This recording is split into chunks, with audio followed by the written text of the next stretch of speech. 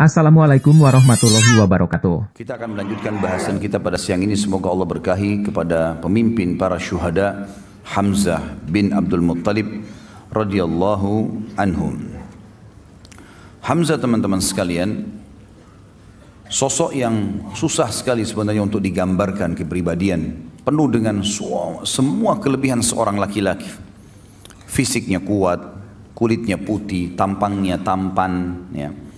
Kemudian orang yang memiliki prinsip dalam kehidupan, benar-benar salah-salah. Dan Hamzah ini radhiyallahu anhu, nasabnya adalah Hamzah bin Abdul Muttalib bin Hashim, dan punya kunyah Abu Umarah atau Abu Ya'la. Ada dua. Tentu ayahnya Abdul Muttalib kakek baginda Nabi alaihi salatu wassalam, dan Abdul Muttalib sendiri memiliki 16 orang anak, 10 orang laki-laki dan 6 orang perempuan. 10 orang laki-laki ini ada 6 orang diantaranya yang meninggal sebelum masa kenabian, yaitu anak pertama Abdul Muttalib namanya Harith, kemudian Zirar, kemudian Hijir, kemudian Muqaddam, kemudian Zubair dan Abdullah ayah Nabi alaihissalam. Ini 6 orang meninggal sebelum masa kenabian. Sementara ada 4 orang dari laki-laki yang mendapatkan fase kenabian. 2 orang beriman dan 2 orang dalam keadaan kafir. Yang beriman adalah tokoh kita Hamzah bin Abdul Muttalib dan saudaranya Abbas bin Abdul Muttalib radhiyallahu anhum ajma'in. Dan yang meninggal dalam keadaan kufur sementara mendapatkan fase kenabian adalah Abu Talib dan Abu Lahab. Dan Abu Lahab namanya adalah Abdul Izz. Sementara dari perempuan 6 orang, nama-nama tante-tante Nabi SAW atau saudarinya Hamzah adalah Sofiyah. Dan Sofiyah ini dipastikan masuk Islam. Dia adalah ibunya Zubair bin Awam. Kemudian Ummu Hakim, Atiqah, Umaymah, Afwah dan Bariyah. 6 orang nama ini, nama perempuan Sofiyah, Ummu Hakim, Atiqah, Umaymah, Afwah dan juga Bariyah, ya. Ini semuanya disebutkan. Yang saya temukan adalah yang masuk Islam Sofiyah. Kalau yang lain Allahu alam saya belum temukan. Kalau teman-teman temukan, alhamdulillah bisa jadikan sebagai referensi. Ibu beliau bernama Hawla binti Wuhaib dari Bani Zuhrah, dan dia lahir bersamaan dengan lahirnya Nabi Muhammad alaihi salatu wassalam. Ya, jadi memang walaupun dia posisinya paman, tapi lahirnya tahun yang sama dengan lahirnya Nabi SAW. Makanya dikatakan Hamzah seumur dengan Nabi SAW. Dan selain paman, juga seumur dengan Nabi SAW, dia juga adalah saudara susuan Nabi SAW. Ya. Jadi ada seorang wanita yang saya lihat hampir semua ulama-ulama yang menyusun sejarah mengatakan yang menyusui mereka berdua Thuwaibah maula Abu Lahab. Thuwaibah, seorang budak wanita, pernah menyusui Nabi SAW dan pernah juga menyusui Hamzah dalam waktu yang seketika. Maka dia katakan saudara susu Nabi alaihi salatu wassalam. Hamzah bin Abdul Muttalib, teman-teman sekalian, berjalan seperti biasa di kehidupan Mekah. Di awal-awal dia adalah orang yang sangat kuat secara fisik, tinggi besar, dan sangat ahli dalam memanah. Oleh karena itu dia sangat gemar sekali berburu, gemar sekali. Di masa mudanya semua dihabiskan dengan itu. Dia naik turun gunung, ke padang pasir, lembah-lembah, dan kekuatan fisik yang luar biasa dimiliki. Dia dengan Umar bin Khattab terkenal. Jadi kalau berburu singa, ya. Dan bukan berburu rusa atau kelinci seperti antum, ya. Ini berburu singa. Dan singa ini kalau setelah diburu, ya, dan mati, memang semasa jahiliyah mereka belum tahu masalah hukum halal haram memakan ini. Maka Hamzah radhiyallahu anhu memikul singa itu di pundak sebelah kirinya dengan satu tangan, dan satu tangan yang satu memegang busur panah. Dan untuk membunuh singa dengan anak panah ini nggak gampang. Anak panah tidak semudah itu bisa menembus kulit yang tebal. Tapi kuasa Allah, dia diberikan kelebihan itu radhiyallahu anhu. Di awal Islam tentunya, waktu Nabi SAW mengumandangkan Islam, dia tidak terpengaruh, tidak juga mau masuk Islam, tidak juga membenci Nabi SAW. Berbeda dengan Abbas. Abbas radhiyallahu anhu, nanti kita akan jelaskan, dia tidak masuk Islam untuk menjaga hubungan dengan kaumnya, tapi dia suka dengan Islam. Hamzah tidak cenderung pada keduanya. Tidak ikut-ikutan membenci Islam, tidak juga mendukung keponakannya. Makanya yang paling condong mendukung itu adalah Abu Talib sebenarnya. Tapi yang jelas teman-teman sekalian, ada satu kejadian dengan hikmah Allah terjadilah masuk Islamnya tokoh kita ini. Dengan tiba-tiba begitu saja. Kisahnya adalah pernah satu waktu Nabi SAW waktu di Mekah selalu dicaci maki. Dan caci makian ini selalu dianggap biasa oleh baginda Nabi SAW. Biasa sekali dianggap, sudahlah kamu penyihir, didiamin. Kamu penjahat, didiamin. Kamu penyamun, dibiarin. Bahkan Nabi SAW pernah lagi sujud dituangkan kotoran unta di atas leher beliau, beliau SAW diam. Bahkan pernah batang leher beliau diinjak ya, sampai susah bernafas gitu kan. Namun Nabi SAW sabar, dibiarin saja karena tidak ada kekuatan di Mekah. Beliau bersabar dan belum ada perintah untuk melawan pada saat itu. Tapi satu waktu teman-teman sekalian, Abu Jahal waktu melihat Nabi SAW lagi tawaf, dia mengucapkan kata-kata yang sangat menyakitkan, bahkan lebih sakit daripada melukai fisik. Namun dalam buku sejarah tentu tidak disebutkan cacian itu seperti apa. Cuman hampir semuanya mengatakan cacian itu sangat menyakitkan, bahkan mengalahkan sakitnya fisik. Penghinaan yang luar biasa. Dan tidak ada orang yang membela Nabi SAW, walaupun dari suku beliau. Ada seorang budak wanita, budaknya Abdullah bin Jud'an. Abdullah bin Jud'an ini adalah orang yang terkenal, sangat baik sekali di Mekah. Hadis Aisyah mengatakan, ya Rasulullah, Ibnu Jud'an. Orangnya sangat baik di Mekah. Sangat santun, suka silaturahim keluarga, suka bantu orang susah. Kata Aisyah, ya Rasulullah, dalam hadis Bukhari Muslim, Ibnu Jud'an. Siapa yang tidak kenal kebaikannya di masa jahiliyah? Apakah bermanfaat amal-amal yang dia kerjakan? Kata Nabi SAW, tidak sama sekali. Karena dia belum pernah beriman kepada Allah. Dia tidak syahadat, tidak masuk Islam. Yang jelas Ibnu Jud'an ini, Abdullah bin Jud'an tidak pernah membenci Nabi SAW. Tapi dia tidak masuk Islam. Ada budak wanitanya dia lewat melihat Nabi SAW dicaci maki dengan cara seperti itu. Dan dia tahu tuannya ini Abdullah bin Jud'an tidak membenci Nabi SAW. Maka dia pun berusaha mengangkat suaranya mengatakan, hai Quraisy, tidakkah kalian punya sopan santun? Kenapa kalian membiarkan ini? Kenapa dicaci maki? Nggak ada yang peduli. Apalagi ini budak wanita yang bicara. Maka budak ini lari keliling sampai dia keluar pintu gerbang Mekah yang dikenal dengan pintu Bani Syaibah. Begitu keluar di sana dia temu Hamzah. Hamzah baru pulang dari berburu, lagi bawa singa ya, di pundak kirinya dengan pegang busur panah. Dan ini yang buat ini cuma Umar bin Khattab sama Hamzah berdua. Kalau dua orang ini masuk ke Mekah sendirian, berburu tidak ditemani sama teman-temannya, sendirian. Yang lain semua pada sibuk pada mengajak teman-temannya kalau berburu untuk berjaga-jaga, dia enggak. Begitu lewat budak ini mengatakan, wahai Hamzah, tidakkah kau mengetahui apa yang Abu Hakam lakukan terhadap ponakanmu Muhammad? Kata Hamzah, apa yang dilakukan? Kata dia telah mencaci makinya begini dan begitu. Disebutkanlah kalimat-kalimat cacian itu. Tapi sekali lagi dalam riwayat tidak disebutkan. Dan memang tidak ada maslahat kita mengetahui jenis cacian itu. Yang penting memang ini perbuatan yang buruk. Maka kata Hamzah, tidak ada yang membelahnya. Kata budak tersebut, demi Allah tidak ada. Maka Hamzah nggak pakai tunggu pada saat itu. Sambil membawa singa, sambil memegang busur, langsung datangi Abu Jahal di dekat Ka'bah. Tidak pakai banyak ngomong. Singanya ditaruh di sebelah situ, kepalanya Abu Jahal dihantam dengan busur. Berdarah, luka. Karena Abu Jahal waktu itu dianggap rajanya Mekah lah istilahnya, orang yang dituakan di situ. Maka orang-orang sekitarnya mau membela. Kata Hamzah, silahkan. Maju silahkan. Siap untuk mati. Hamzah mau membela. Lalu dia mengatakan kepada Abu Jahal, hai Abu Hakam, berani benar kau caci maki ponakanku, sementara aku dalam agamanya.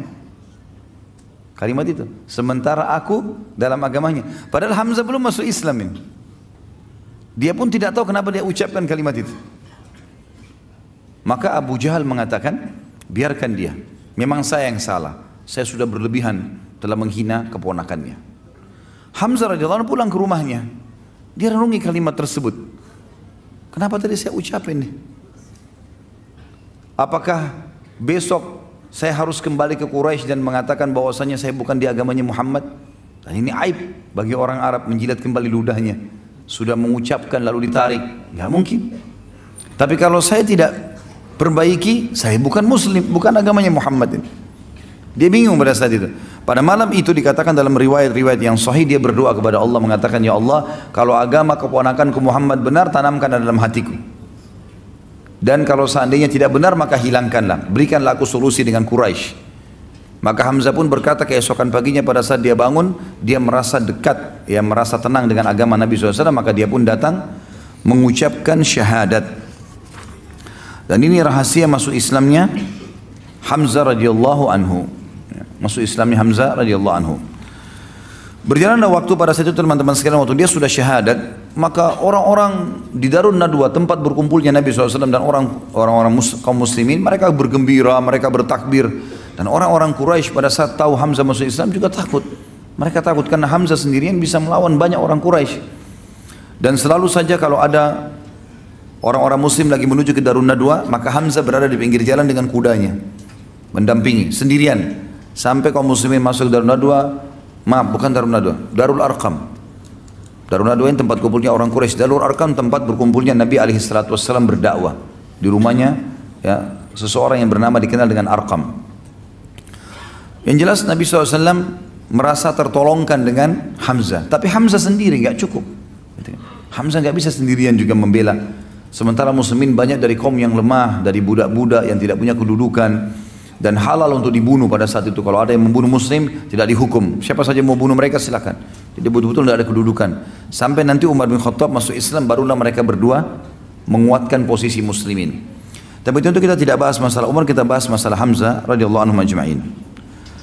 Hamzah ini teman-teman sekalian menikah dengan 3 orang wanita. Tentu yang pertama dikenal dengan dalam buku-buku sejarah binti Mallah atau Mullah, ya, bin Ubadah. Jadi tidak disebutkan, saya tidak temukan namanya wanita ini. Dan Allah mengaruniakan dia 2 orang anak, Ya'la dan Amir. Ya'la dan Amir dikenal dengan putri binti Ma'lah atau Mallah. Yang kedua dia menikah dengan Khawla binti Qais. Dan Allah karuniakan dia anak satu namanya Umarah. Dan kemudian yang ketiga Salma binti Umais. Salma binti Umais. Dan dikaruniai anak Umamah. Jadi ada 3 orang istri. Putrinya ya, Malla bin Ubadah. Dan ada anak 2 Ya'la dan Amir.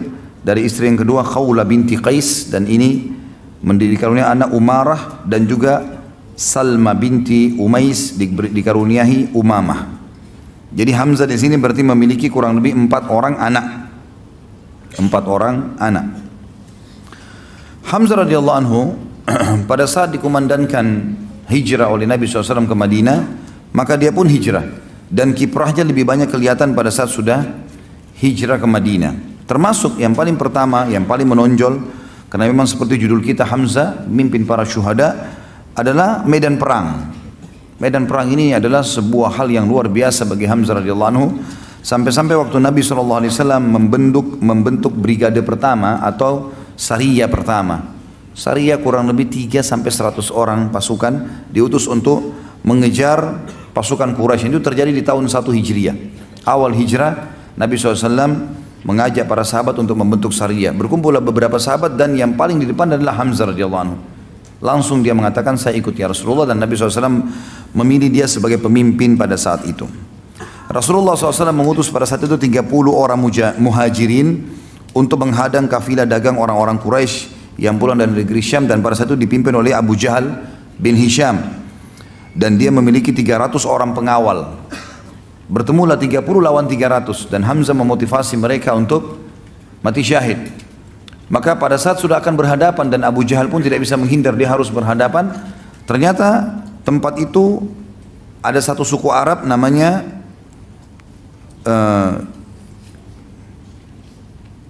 pemimpinnya namanya Majdi bin Amir al-Juhani. Dan di sini suku adalah suku al-Juhani, berarti sekutu pada saat itu. Ya, sekutu kedua belah pihak. Dia sama Muslim punya urusan kerjasama, sama Quraisy juga ada urusan kerjasama. Lalu Majdi berusaha masuk di tengah-tengah lalu mengatakan tidak ada peperangan di wilayah saya. Kalau mau berperang silakan di luar, tapi di sini jangan. Di tempat suku saya, kekuasaan saya tidak boleh. Maka terjadilah pada saat itu terpisah dan tidak bisa atau tidak jadi peperangan. Dan Hamzah pulang sesuai dengan instruksi Nabi SAW. Kalau kafilah Quraisy dapat, serang, ambil. Kalau enggak, maka pulanglah.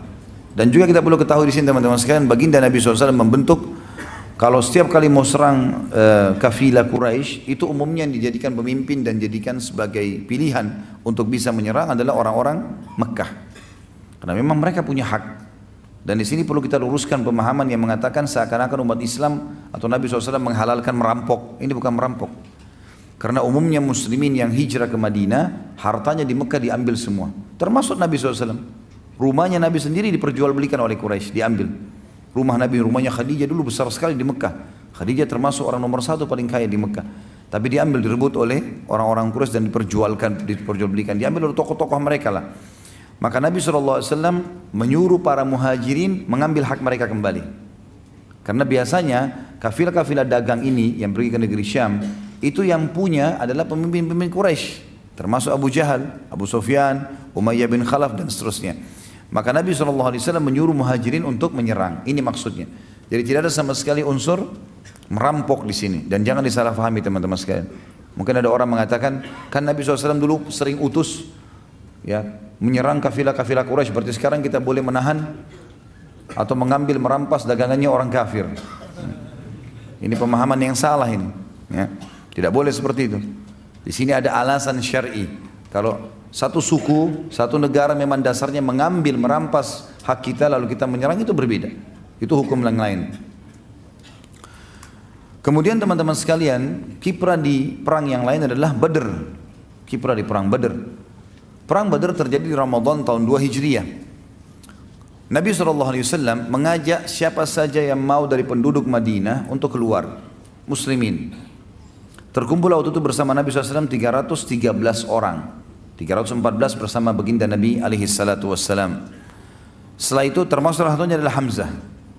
Dan Hamzah waktu itu radhiyallahu anhu termasuk ditunjuk oleh Nabi SAW pemimpin orang-orang muhajirin. Berangkatlah mereka ke Badr dengan tujuan mengejar kafilahnya Abu Sufyan, yang pada saat itu dikawal kurang lebih 200 atau 300 orang juga. Kemudian pas tiba di wilayah Badr, kafilah Abu Sufyan lolos. Allah sebutkan panjang lebar dalam surah Al-Badr surah Al-Anfal tentang perang Badr ini.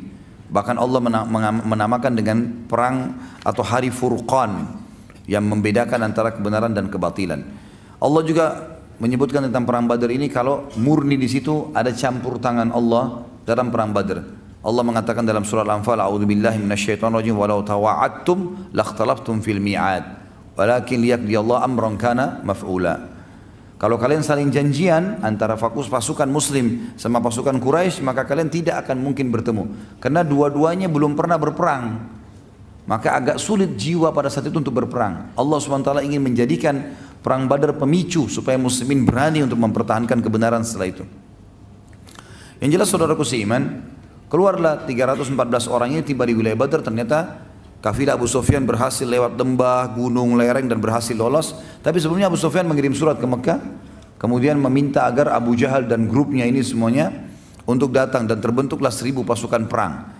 Beda antara pasukan perang dengan baju besinya, dengan topi besinya, dengan perlengkapan anak-anak panah yang banyak, pedang beberapa beberapa pedang yang dipersiapkan kalau patah, kalau jatuh, itu semua persiapan perang. Kalau persiapan menyerang kafilah beda.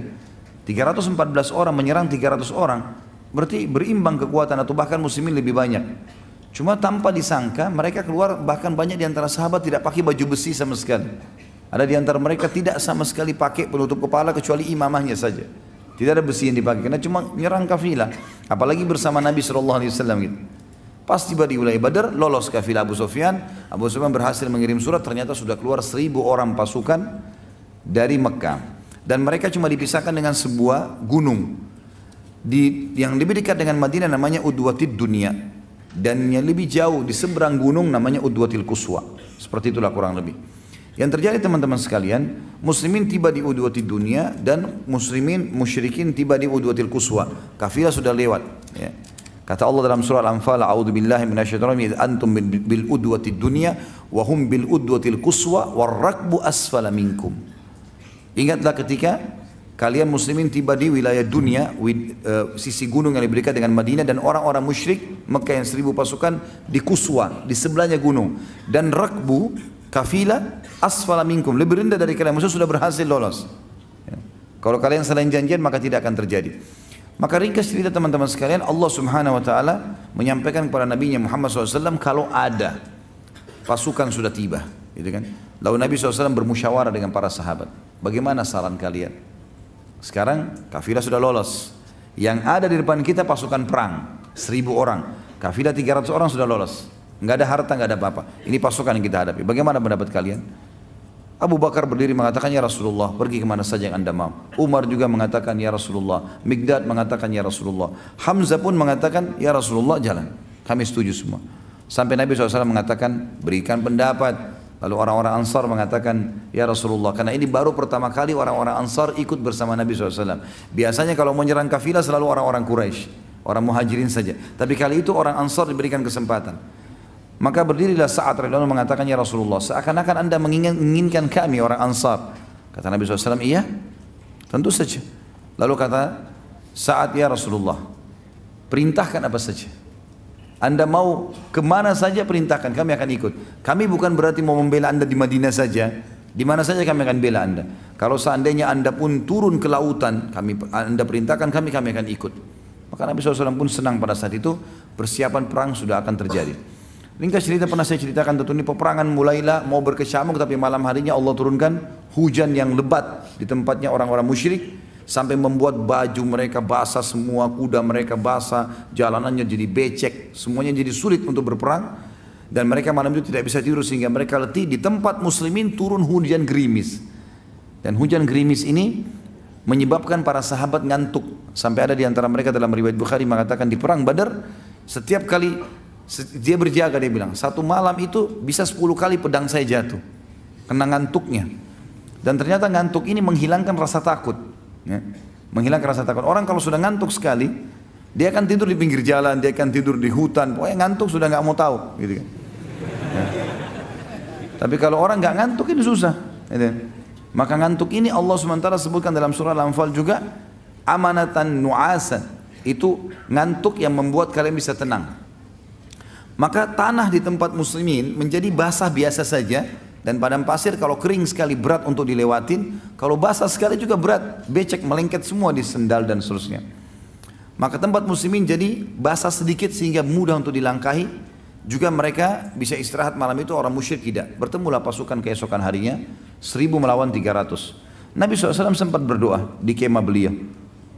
Berdoa, tentu ini kisahnya panjang, perang Badar sudah saya pernah ceritakan dan ada juga di Sirah Nabawiyah yang sudah kita paparkan panjang lebar insyaAllah di YouTube. Yang jelas Nabi SAW berdoa mengatakan, ya Allah, kalau seandainya engkau membinasakan mereka ini ya Allah, maka tidak ada lagi yang bisa menyembahmu di muka bumi. Maka selamatkanlah, menangkanlah. Abu Bakar sempat mengatakan, ya Rasulullah, tenangkan diri anda, Allah sudah menjanjikan kok.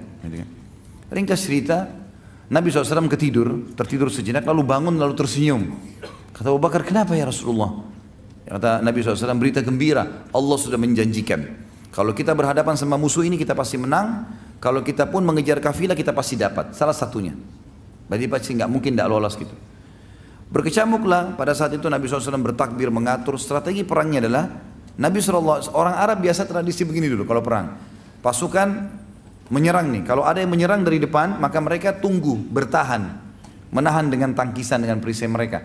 Setelah itu musuh mundur, mereka kasih kesempatan, baru mereka menyerang lagi. Datang lagi nebas, nyerang, kemudian kembali lagi. Begitu terus, nanti dari situ dilihat kalah atau menangnya. Tentu di peperangan sederhana sekali ya. Tapi Nabi SAW mengatur strategi yang berbeda. Kata Nabi SAW, jangan mulai penyerangan, semuanya duduk di bawah. Duduk di bawah, mereka sampai pegang perisai. Di bagian depan orang-orang yang pegang tombak dan pedang. Di bagian belakang para pemanah. Dibagilah oleh Nabi SAW. Orang-orang Quraisy bingung, belum pernah berperang dengan orang di medan perang duduk. Biasanya orang berhadapan, dihantam, pukul, kemudian mereka mundur, seperti itulah. Tapi akhirnya mereka mau berperang, gitu kan. Sebelum berperang, ternyata ada 3 orang, ada 1 orang dulu dari Quraisy. Orang ini teman-teman sekalian orang yang pertama mati dan pertama dinilai sebagai penghuni neraka. Ya. Jadi jangan contoh ya orang itu tentunya. Ya.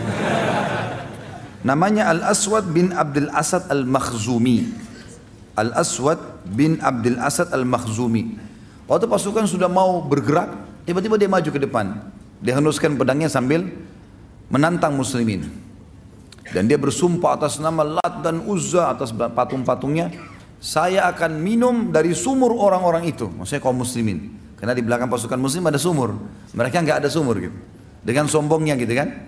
Siapa yang akan menantang saya? Tanpa banyak bicara. Hamzah keluar. Hamzah tahu siapa orang ini di Mekah, walaupun dia ini Al-Aswad terkenal orang yang mahir menggunakan pedang, gitu kan. Hamzah terkenal menggunakan panah, gitu. Hamzah tidak terlalu mahir dalam masalah pedang, tapi panah iya, gitu. Umumnya gitu. Tapi dia bisa. Maka Hamzah pada saat itu menunjukkan kemahirannya dalam pedang. Biasanya dengan panah gitu. Maka Hamzah pun maju dan dalam hitungan beberapa waktu saja sudah dikalahkan Al-Aswad ini. Orang-orang Quraisy kaget, mereka taunya Hamzah ini biasanya tahu mana. Kok sekarang kemahiran pedangnya luar biasa. Al-Aswad terkenal dengan pedang, kalah. Dan akhirnya Hamzah menebas kedua betisnya. Terputus betisnya dan Hamzah biarin. Ini orang ngucur darah, bunuhlah saya. Kata Hamzah tidak, biarin. Rupanya dia untuk memenuhi sumpahnya, dia terus merangkak ke depan pasukan muslimin. Maksudnya dia mau buktikan kalau dia mau bisa minum gitu kan. Kan tadi dia sumpah, dia harus minum air di tengah-tengah muslimin. Begitu dekat sumur, Hamzah bunuh. Gitu. Supaya sumpahnya tidak terpenuhi. Gitu. Melihat kejadian tersebut, ada 3 tokoh Quraisy yang lain maju lagi. 3 orang yang maju ini, saudara adik kakak dengan anak. Gitu. Yang dikenal dengan Utbah bin Rabi'ah, Syaibah bin Rabi'ah dan Al-Walid bin Utbah. Utbah bin Rabi'ah dan Syaibah bin Rabi'ah adik kakak. Kemudian Al-Walid bin Utbah anaknya Utbah. Jadi kalau kita susun itu Utbah bin Rabi'ah dengan anaknya Walid bin Utbah. Kemudian ada saudaranya Utbah namanya Syaibah bin Rabi'ah. Keluarlah 3 orang ini dengan menggunakan semuanya topi besi, tinggal matanya yang kelihatan. Siapa yang mau menantang duel? Baiklah. Keluar dari muslimin 3 orang, dari Ansar semua yang keluar. Auf ibn Harith dan Muawwidh bin Harith. Ini Auf dan Muawwidh, kalau antum pernah dengar yang saya juga sampaikan di masalah perang Uhud, mereka lah berdua yang menebaskan pedangnya ke Abu Jahal, ya, yang umurnya masih 15 sama 16 tahun. 2 orang yang sangat pemberani luar biasa. Auf bin Harith dan juga Muawwidh bin Harith. Gitu. Ada yang mengatakan namanya Mu'ad dan Muawwidh, tapi yang jelas namanya sama saja. Ini intinya 2 orang. Dan yang ketiga adalah Abdullah bin Rawahah. Keluarlah mereka, karena mereka tidak pakai imam, tidak pakai topi besi. Mereka keluar tadi mau kejar kafilah saja. Maka kelihatan wajahnya. Orang-orang yang 3 orang tadi, Utbah, Syaibah dan Walid, tidak kenal orang-orang ini. Siapa kalian? Mereka sebutin. Kalau mereka juga punya nasab yang baik di orang-orang Ansar. Lalu tiba-tiba Syaibah mengatakan, hai Muhammad, keluarkan dari suku kami. Kami nggak mau dari orang-orang Madinah ini, jangan. Orang dari suku kami yang setimpal dengan kami. Maka Nabi SAW mengatakan, berdirilah hai Ubaidah. Ubaidah adalah sepupu Nabi SAW. Dan umurnya memang sudah lebih tua dari Hamzah. Kemudian kata Nabi SAW, berdirilah wahai Hamzah dan berdirilah wahai Ali. 3-tiganya dari keluarga Nabi SAW. Untuk menunjukkan kepada mereka, bukan orang sembarangan saya kirim, keluarga saya juga. Saya akan korbankan mereka. Tanda kutip di sini ya, berkorban di jalan Allah maksudnya. Maka pergilah 3 orang ini berhadapan. Lalu karena ketiganya ini mengatakan, siapa kalian? Hamzah memperkenalkan diri. Apakah kalian melupakan saya? Saya Hamzah. Mereka sudah tahu siapa Hamzah. Yang satu Ali. Ali memang masih muda. Lalu yang satu Ubaidah. Ubaidah terkenal. Orang mereka sudah tahu. Maka Ubaidah pun akhirnya melawan Utbah. Nah Ubaidah yang paling tua, dia melawan Utbah bin Rabi'ah. Lalu Hamzah melawan Syaibah bin Rabi'ah. Dan Ali bin Abi Thalib melawan Al-Walid bin Utbah. Dalam sekejap saja, baru beberapa kali serangan dari Utbah ini, atau dari Syaibah ini, dihindari oleh Hamzah dan Hamzah berhasil membunuhnya. Ali bin Abi Thalib pun dalam sekejap setelah Hamzah langsung membunuh Al-Walid. Tinggal Ubaidah bersama dengan Utbah, gitu kan? Tinggal dua orang ini. Maka yang terjadi adalah dua-duanya saling menghantamkan pedang dan akhirnya dua-duanya luka. Pada saat luka dan terjatuh, maka Hamzah dan Ali menyelamatkan Ubaidah, dibawa ke pasukan muslimin, lalu kemudian keduanya kembali untuk membunuh Utbah. Dan terbunuhlah 3 orang tokoh Quraisy pada saat itu. Dan pada mereka lah teman-teman sekalian turun firman Allah surah Al-Hijr. Tepatnya kepada Hamzah, Ubaidah dan Ali radhiyallahu anhum ajma'in. Surah Al-Hijr yang berbunyi ayat 19, A'udzu billahi minasyaitonir rajim. Hadzani khasmani ikhtasamu fi rabbihim. Al-ayat. Sebagaimana diriwayatkan oleh Imam Bukhari nomor 4743, Imam Muslim 3033 dan Ibnu Majah nomor 2835 dari Abu Dzar radhiyallahu anhu bahwa dia bersumpah tentang duel 1 lawan 1 pada saat itu, maksudnya masing-masing bersumpah untuk melawan dari 3 orang Quraisy dan orang-orang muslim akan menjawabnya. Maka Allah turunkan di medan perang pada saat itu ayat ini, yang berarti inilah 2 golongan orang mukmin dan orang kafir yang bertengkar. Mereka bertengkar mengenai Rabb mereka. Maka turunlah ayat ini pada Hamzah dan 2 rekannya, golongan mukmin, dan Utbah dan 2 rekannya, golongan kafir, ketika mereka berduel satu sama yang lainnya. Tentu setelah itu teman-teman sekalian terjadilah hikmah yang sangat besar dari Hamzah radhiyallahu anhu.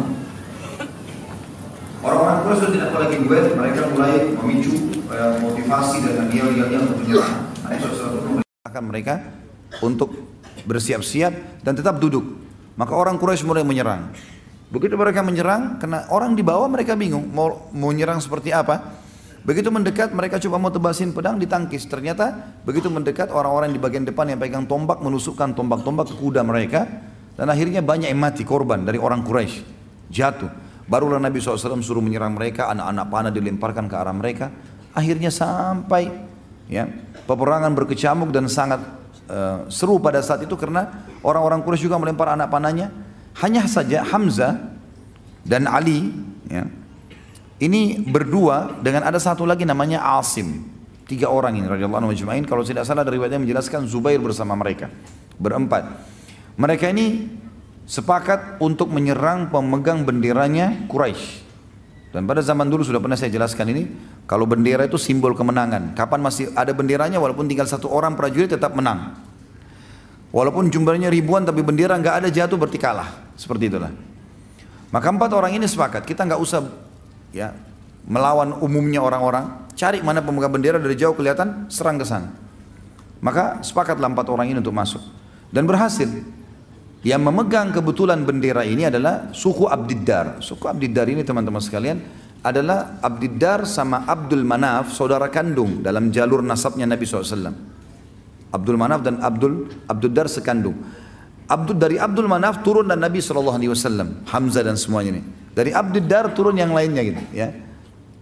Tapi yang jelas 2 ini dulu ini bersaudara dan satu jalur. Yang memegang bendera yang dalam keadaan kafir suku Abdiddar, artinya masih keluarganya Hamzah. Keluarganya Ali radhiyallahu anhu ajma'in. Tapi Hamzah di sini luar biasa, tidak mempedulikan lagi di kancah peperangan masalah kebenaran walaupun keluarga. Sudah beda di sini. Beda kalau di ajang dakwah itu lain. Di kehidupan kita seperti sekarang lagi tenang, itu tidak ada masalah. Kita tidak boleh berperang. Tapi di kancah peperangan sudah beda kasusnya. Sudah nggak ada lagi perbedaan di sini. Yang jelas teman-teman sekalian, Hamzah pun akhirnya menyerang pemegang bendera pertama, dan biasanya pemegang bendera ini orangnya sangat kuat. Karena kalau bendera jatuh berarti jadi masalah. Dalam sedikit saja gerakan Hamzah berhasil membunuhnya. Dibantu dikelilingi oleh 3 orang sahabatnya, Ali, Zubair dan juga Asim. Yang satu lagi berdiri, ada 11 anak orang dari turunan Abdiddar ini yang siap untuk ya. Ini kalau tidak salah nama ayahnya Talha, Abu Talha dikenal. Maka dibunuhlah yang pemegang bendera kedua, yang ketiga, yang keempat, sampai 11 orang pemegang bendera dibunuh semuanya. Dan dari 11 orang ini 9 orang dibunuh oleh Hamzah. Gitu kan? Hamzah adalah yang membunuhnya.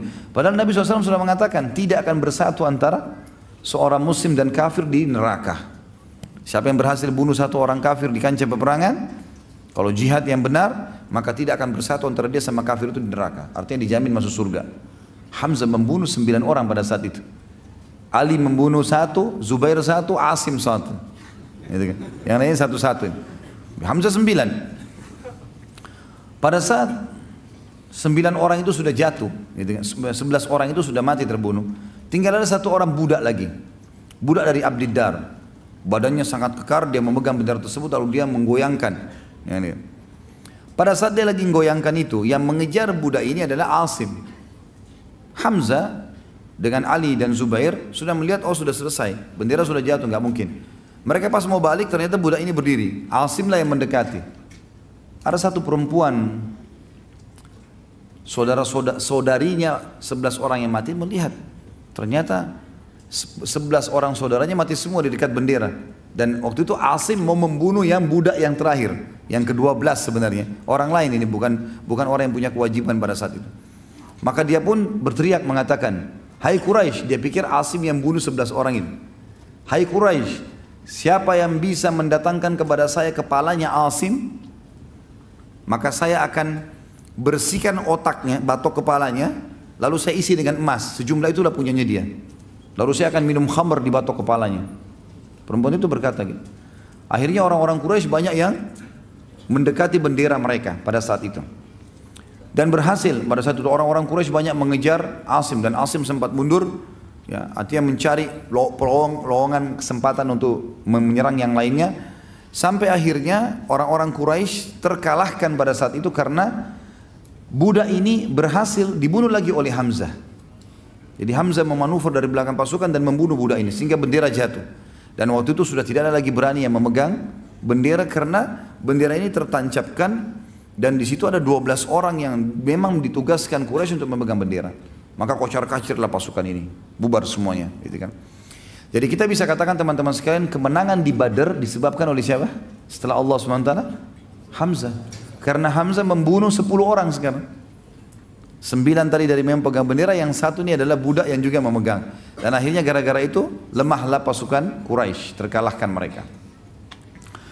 Pada saat itu teman-teman sekalian, menanglah muslimin dan dikatakan dengan hari Furqan. Dan Nabi SAW mengatakan, Allah telah memberitahukan kepadaku bahwasanya penghuni Badar yang hadir di Badar boleh berbuat apa saja dan Allah sudah maafkan kesalahan mereka. Dan Hamzah adalah salah satunya. Ternyata pada saat pulang ke Mekah, Abu Sufyan merasa terpukul karena di perang Badar semuanya tokoh-tokoh mereka mati. Abu Jahal, Umayyah bin Khalaf, tadi Utbah bin Rabi'ah, Syaibah bin Rabi'ah, Al-Walid, ini semua tokoh-tokoh Quraisy mati semua. Ya, Quraisy banyak sekali, sekitar 70 atau berapa orang yang mati semuanya. Maka Abu Sufyan bilang, jangan ada yang bersedih. Nanti muslimin merasa tamak dengan kita. Kita harus bentuk pasukan, tahun depan serang. Tahun depannya, tahun 3 Hijriah terjadilah perang Uhud. Ya. Waktu pasukan Quraisy keluar dari Mekah jumlahnya 3.000 orang, Nabi SAW mendapatkan wahyu untuk perang Uhudnya. Nabi SAW musyawarah dengan para sahabat, dihadiri juga oleh Hamzah pada saat itu. Ini orang-orang Quraisy sudah keluar dari Mekah nih. Mereka sudah menuju ke Uhud, dan Uhud itu masih wilayah haram. Wilayah haramnya Madinah, tapi di luar pintu gerbangnya Madinah. Jadi kalau Madinah dulu ada benteng yang besar, Uhud di luarnya, pas keluar pintu gerbang langsung Uhud. Walaupun dia masuk wilayah haram, makanya sekarang masuk wilayah Madinah. Quraisy sudah akan menuju ke situ dan sebentar lagi tiba. Maka Nabi SAW musyawarah dengan para sahabat. Jadi perjalanan Mekah Madinah itu 3 hari. Ini tinggal 1 hari lagi perjalanan Quraisy akan tiba dan Nabi SAW dapat wahyu. Maka yang terjadi, apa jalan keluarnya? Keluar menghadapi atau bertahan di benteng Madinah? Bermusyawarah. Begitu Nabi SAW mengatakan bagaimana pendapat kalian? Yang paling pertama bicara Hamzah. Radhiyallahu anhu, ya Rasulullah, keluar saja, hadapi mereka. Apa yang harus kita takuti? Gitu. Ada beberapa orang di antara sahabat yang setuju dengan pendapat itu. Ada juga yang mengatakan tidak ya Rasulullah, kita bertahan saja di Madinah. Di antaranya yang banyak mau bertahan di Madinah pada saat itu adalah orang-orang munafik. Orang-orang munafik. Ya. Tentu ada di antara sahabat yang normal, artinya bukan munafik, tapi kebanyakan mendapat orang munafik ini. Nabi SAW sempat bilang, saya bermimpi semalam, saya melihat pedang saya bengkok, kemudian ada sapi yang disembelih, kemudian saya masuk ke sebuah benteng yang besar yang saya berlindung padanya. Kata para sahabat, apa takwilnya ya Rasulullah? Kata Nabi SAW, kalau pedang bengkok ini berarti ada kerabat saya yang akan mati. Dan masalah sapi yang disembelih berarti ada sahabat saya yang meninggal dunia. Dan benteng yang kokoh adalah kota Madinah.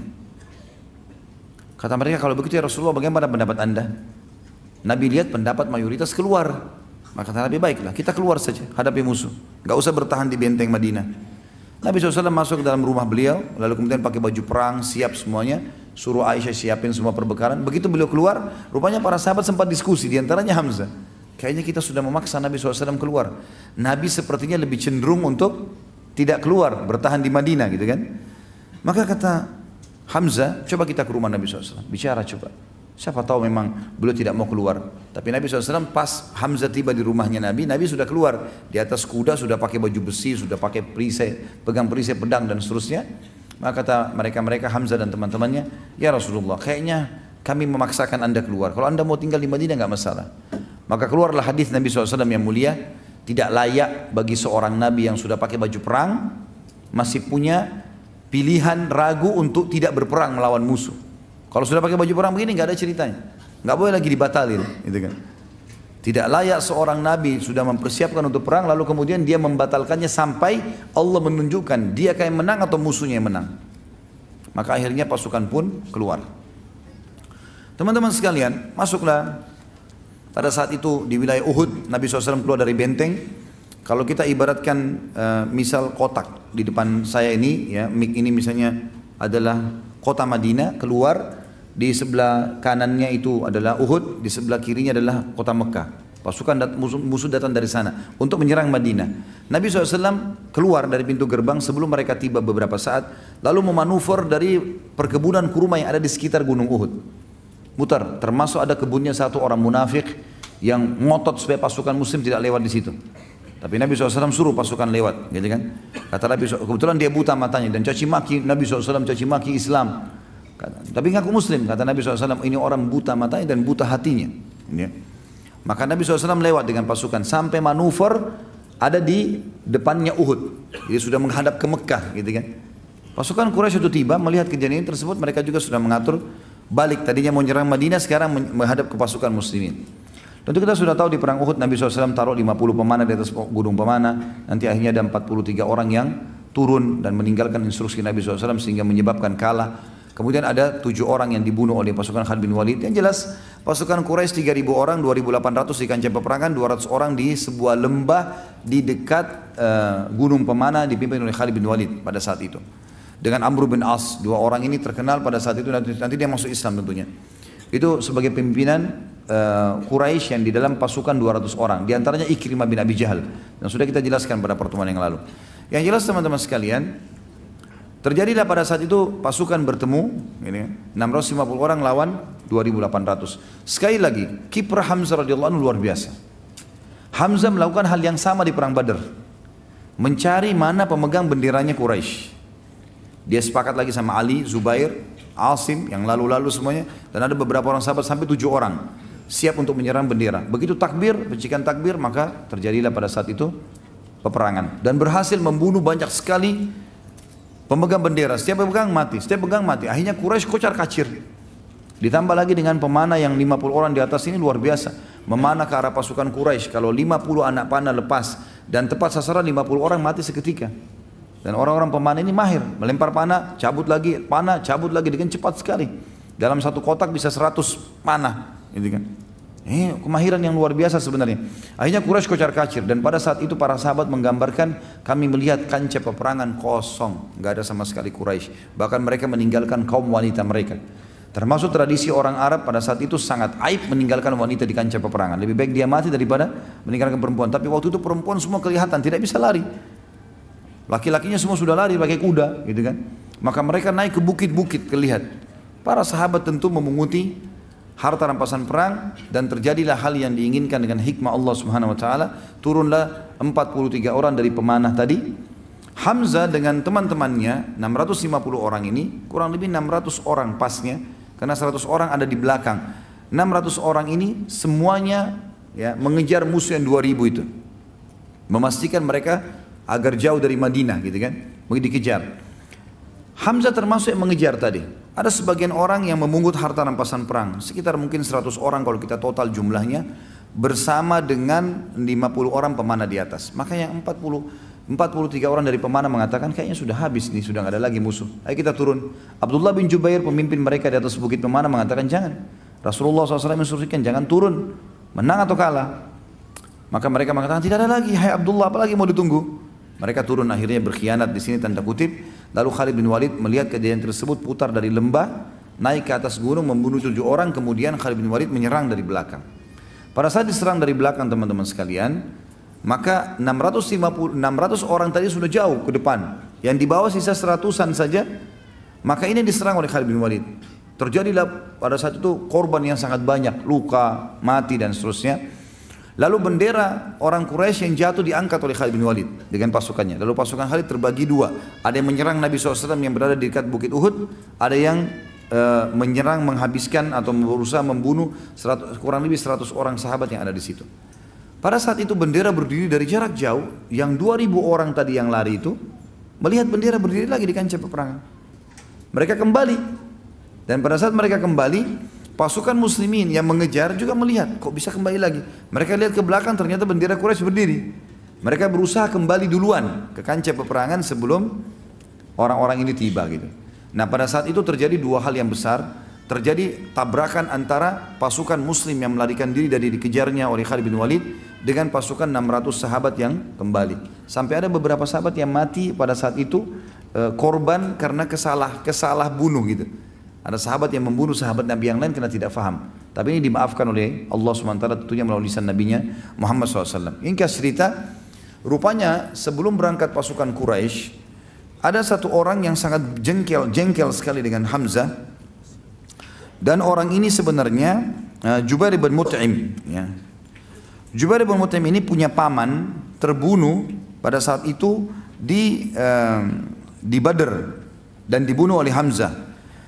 Maka dia berkata kepada budaknya yang bernama Wahsy, berangkatlah bersama orang-orang jika engkau membunuh Hamzah, paman Muhammad, demi membalas dendam pamanku yang bernama Thuaimah bin Adi yang dibunuh oleh Hamzah, maka engkau akan merdeka.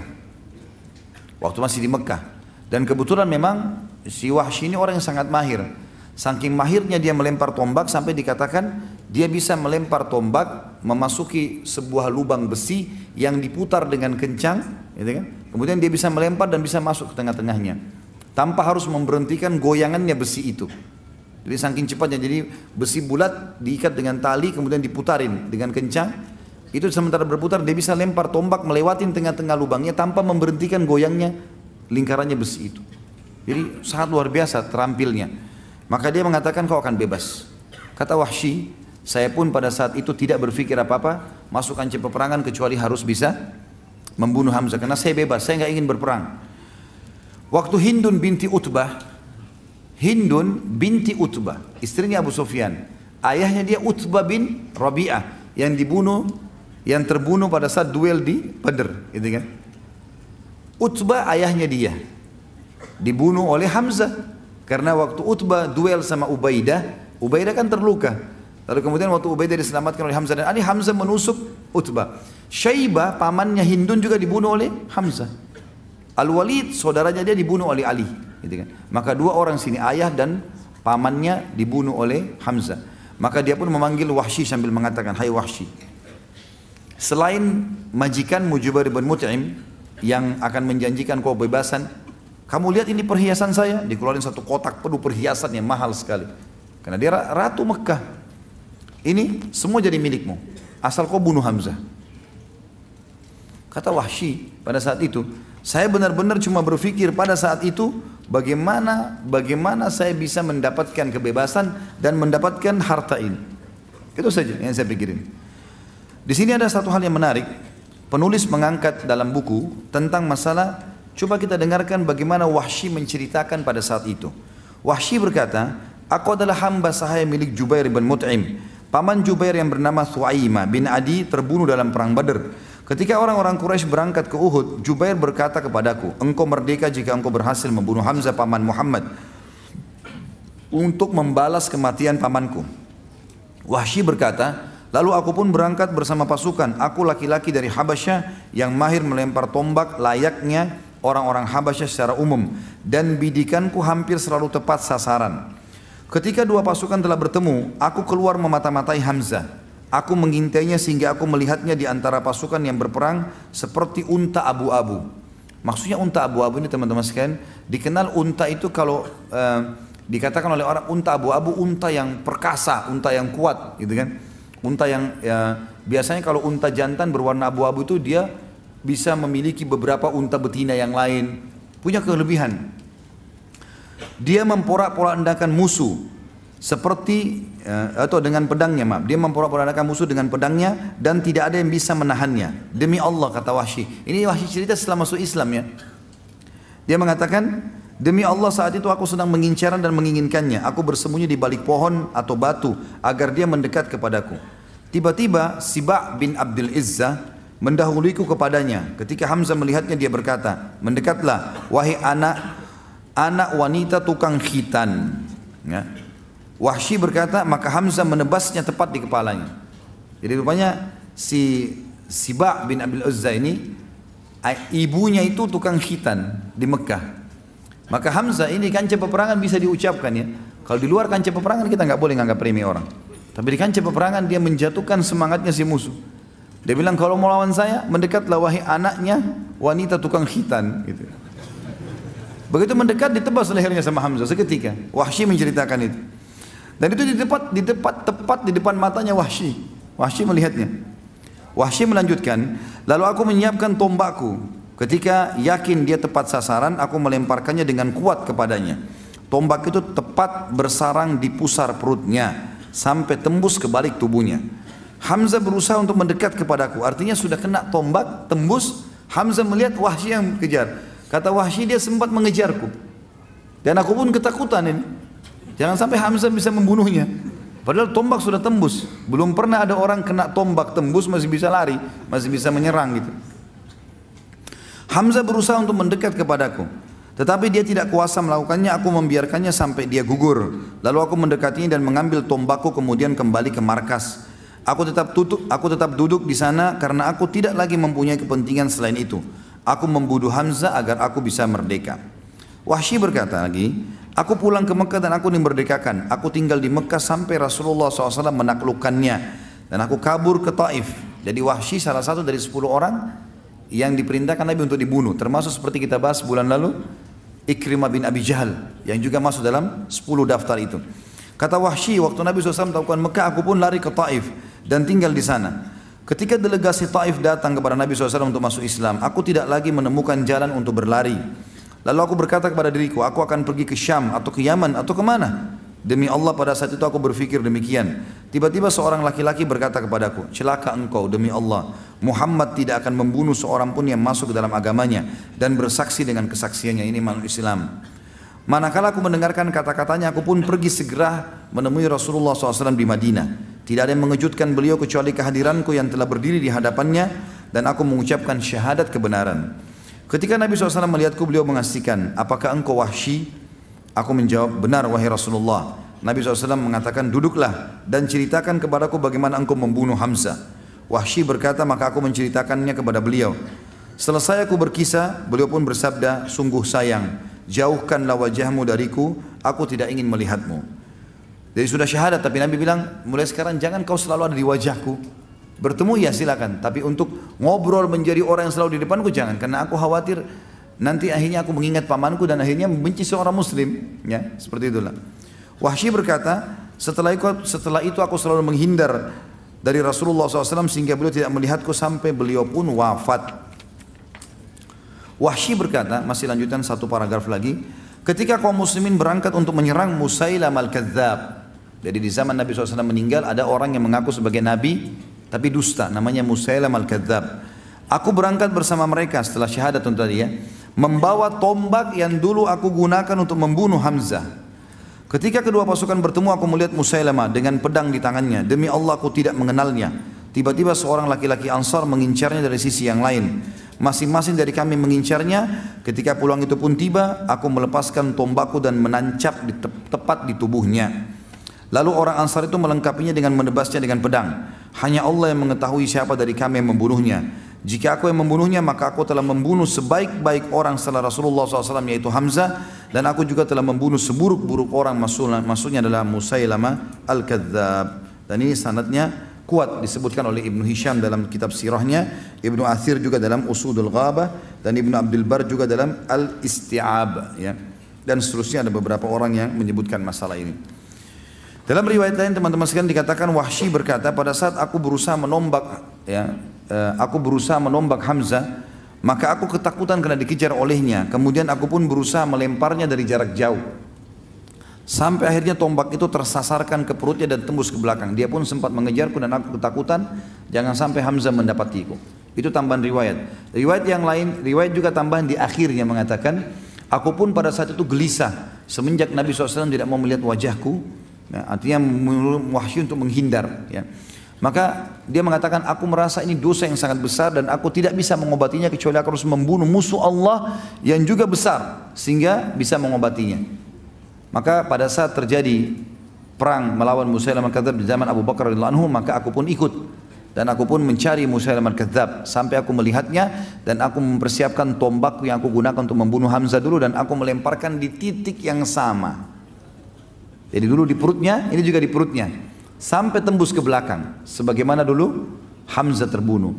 Kemudian aku mencabut tombakku dan aku pun mengatakan kalau aku membunuhnya, dan ada orang Ansar datang menebasnya dengan pedang. Maka aku mengatakan aku telah membunuh manusia yang paling buruk sebagai balasan telah membunuh manusia yang terbaik, maksudnya Hamzah. Seperti itulah riwayatnya. Teman-teman sekalian, pada saat Hamzah radhiyallahu anhu mati di sini, terbunuh mati syahid, maka Nabi SAW waktu lihat jenazahnya dalam sebuah riwayat yang sahih, riwayat Bukhari, kata Umar bin Khattab, kami belum pernah mendengarkan Nabi SAW menangis terisak-isak seperti pada saat melihat jasad pamannya Hamzah. Ternyata muslimin terdesak. Pada saat perang sudah mulai banyak yang kalah, maka muslimin terdesak. Dan Nabi SAW kita tahu dipukul oleh Ibnu Qami'ah, ya, sampai pelipis beliau berdarah alaihissalam, pipi beliau tertancap dengan besi, ya, sampai Abu Talha menarik dengan giginya, gitu kan. Talha bin Ubaidillah menarik dengan giginya, gitu kan, sampai giginya tanggal. Kemudian ada beberapa sahabat-sahabat yang membela Nabi SAW sampai akhirnya terdesak sekali karena pundak kanan dan pundak kiri Nabi dipukul oleh Ibnu Qami'ah. Dan ini sudah kita ceritakan pada saat menceritakan sahabat Nabi Mus'ab bin Umair radhiyallahu anhu. Ringkas cerita muslimin naik ke atas gunung dan akhirnya Abu Sufyan mengatakan terjadi, tentu ada dialog di situ tapi yang jelas kita ringkaskan saja. Kata Abu Sufyan, telah terjadi mutilasi di pasukan kalian dan itu bukan saya yang perintahkan. Saya tidak larang, saya juga tidak perintahkan. Maka jangan bawa-bawa ini kepada saya gitu.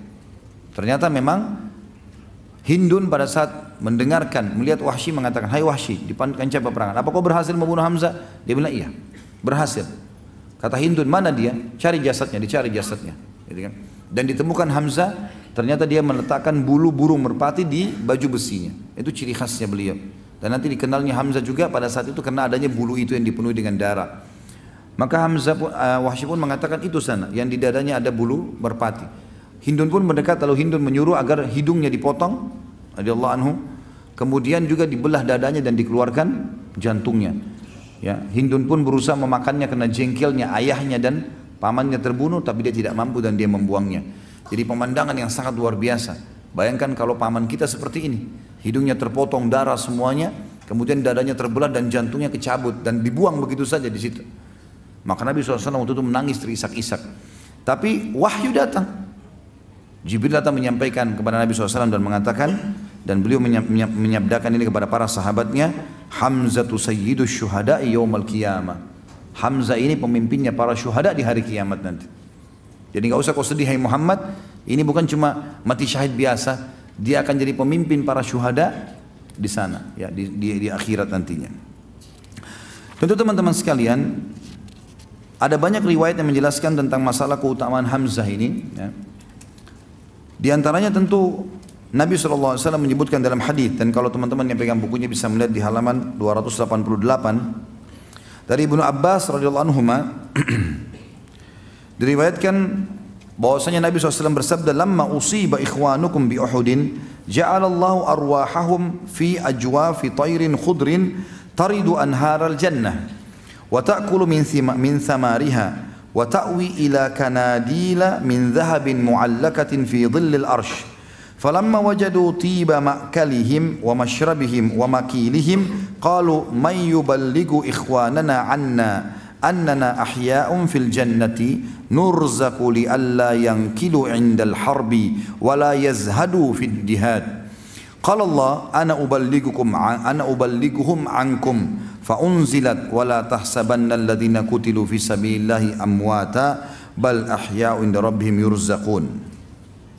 Yang artinya, kata Nabi SAW, ketika saudara-saudara kalian gugur dalam perang Uhud, diantaranya Hamzah, Allah menjadikan ruh-ruh mereka di dalam perut burung berwarna hijau yang mendatangi sungai-sungai di surga. Mereka memakan buah-buahannya dan bertengkar di lentera-lentera dari emas yang tergantung di bawah naungan arsy. Ketika mereka mendapatkan makanan, minuman dan tempat tinggal yang baik, mereka berkata, siapa yang akan menyampaikan ini kepada saudara-saudara kami yang beriman di dunia?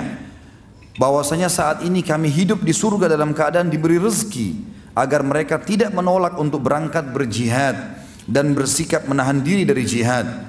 Allah pun berfirman kepada mereka, aku yang akan menyampaikan secara langsung dari kalian untuk mereka. Maka turun dan firman Allah dalam surah Al-Imran ayat 169, dan janganlah sekali-kali kalian mengira bahwa orang-orang yang gugur di jalan Allah itu mati, sebenarnya mereka itu hidup di sisi Rabb mereka dan mendapatkan rezeki. Maka kami pun bertanya kepada Nabi SAW dalam riwayat yang lain juga tentang ayat ini. Maka Nabi pun bersabda, arwahuhum fi jawfi tayrin khudrin laha kanadilu muallakatun bil arsh tasrahu minal jannati haitsu sya'at ثم تأوي إلى تلك الكناديل فاطلع إليهم ربهم اطلاعة فقال هل تشتهون شيئا قالوا أي شيء نشتهي ونحن نسرح من الجنة حيث شئنا ففعل ذلك بهم 3 مرات فلما رأوا أنهم لم يتركوا من أن يسألوا قالوا يا ربي نريد أن ترد أرواحنا في أجسادنا حتى نقتل في سبيلك مرة أخرى falamma ra'a an laisa lahum hajatun turiku. Ruh-ruh mereka, kata Nabi SAW, berada di perut burung yang berwarna hijau. Ini Allah alam seperti apa burungnya, yang jelas mereka berada ruhnya di situ disimpan. Setiap satu mujahid ruhnya di satu burung itu, ya, disimpan. Ia mempunyai lentera-lentera yang bergantung pada arsy, seperti tempat-tempat burung-burung ini, ya, bertengker. Ia hilir mudik di dalam surga sesukanya. Kemudian ia bertengkar di lentera-lentera tersebut. Lalu Rabb mereka melongok kepada mereka atau melihat mereka, lalu berfirman kepada para ruh mujahidin, apakah kalian menginginkan sesuatu? Mereka menjawab, apa yang kami inginkan sementara kami hilir mudik di surga sesuka kami. Lalu Allah melakukan hal itu kepada mereka sebanyak 3 kali. Diulangi, mau sesuatu enggak? Mereka menjawab juga sama, ya Allah apalagi, kami sudah bolak-balik masuk surga sementara orang lain belum masuk ke dalamnya. Kami seperti sudah menikmati fasilitasnya. Kemudian mereka melihat, karena terus saja ditanya oleh Allah, maka mereka pun menjawab, padahal sudah lihat surga ini. Apa yang mereka jawab? Ya Rabbi, wahai Tuhan kami. Ya Rabbana, wahai Tuhan kami, kami ingin engkau mengembalikan ruh kami ke jasad kami, sehingga kami terbunuh lagi di jalanmu sekali lagi. Ketika Allah melihat bahwa mereka tidak lagi memendam hajat, maka mereka pun dibiarkan. Yang dimaksud sini teman-teman sekalian adalah para mujahidin, angan-angan mereka yang sudah mati, tinggal tunggu ditusuk oleh musuh atau kena bom atau apa saja, maka mereka tidak punya keinginan lain, tidak ingin lagi ketemu istri anaknya, tidak ingin lagi pekerjaannya. Yang dia ingin kembali masuk ruhnya di jasadnya, perang lagi, dibunuh lagi oleh musuh. Saking besarnya pahala yang telah dijanjikan oleh Allah Subhanahu wa taala. Di dalam riwayat lain, pada saat Nabi SAW melihat jasadnya Hamzah radhiyallahu anhu di Uhud, dari Anas radhiyallahu anhu meriwayatkan, dan hadis ini diriwayatkan dengan sanad hasan oleh Imam Ahmad nomor 128 dan Abu Daud 3136. Di perang Uhud Rasulullah SAW berdiri di depan jasad Hamzah yang telah dipotong hidungnya dan dimutilasi. Maka beliau bersabda, kalau aku tidak khawatir Sofiyah akan bersedih, niscaya aku akan membiarkannya sehingga Allah membangkitkan dari perut binatang dan burung pemangsa daging. Maksudnya adalah Allah SWT akan membangkitkan Hamzah dalam kondisi seperti ini. Karena kan biasanya orang kalau mati jasadnya dikerumuni oleh burung gitu. Karena ini memang sebuah fadilah, mati dalam syahid. Yang dimaksud dengan Sofiyah adalah tantenya Nabi SAW, jadi saudaranya Hamzah yang memang sedih kalau meninggal saudaranya. Ada yang mengatakan Sofiyah juga anak Hamzah. Hamzah lalu dikafani dengan sehelai kain. Jika kepalanya ditutupi dengannya maka kedua kakinya terlihat. Dan jika kedua kakinya ditutupi dengannya maka kepalanya terlihat. Nabi SAW tidak mensolati seorang pun dari para syuhada. Nabi SAW bersabda, aku akan menjadi saksi bagi mereka. Nabi SAW mengumpulkan 2 atau 3 orang dalam satu liang lahat. Sebelumnya Nabi SAW bertanya, siapa yang paling banyak hafalan Qur'annya? Lalu Nabi SAW mendahulukannya di dalam liang lahat. Dan Nabi SAW mengkafani 2 atau 3 orang dengan 1 lembar kain kafan. Riwayat lain juga menjelaskan kepada kita dengan sanad yang kuat oleh Imam Ahmad nomor 84, Ibnu Majah nomor 1591. Ibnu Umar meriwayatkan dari Anumah, ia berkata Rasulullah SAW pulang dari perang Uhud, lalu beliau mendengarkan kaum wanita dari Bani Abdul Ash'al menangisi orang-orang yang gugur.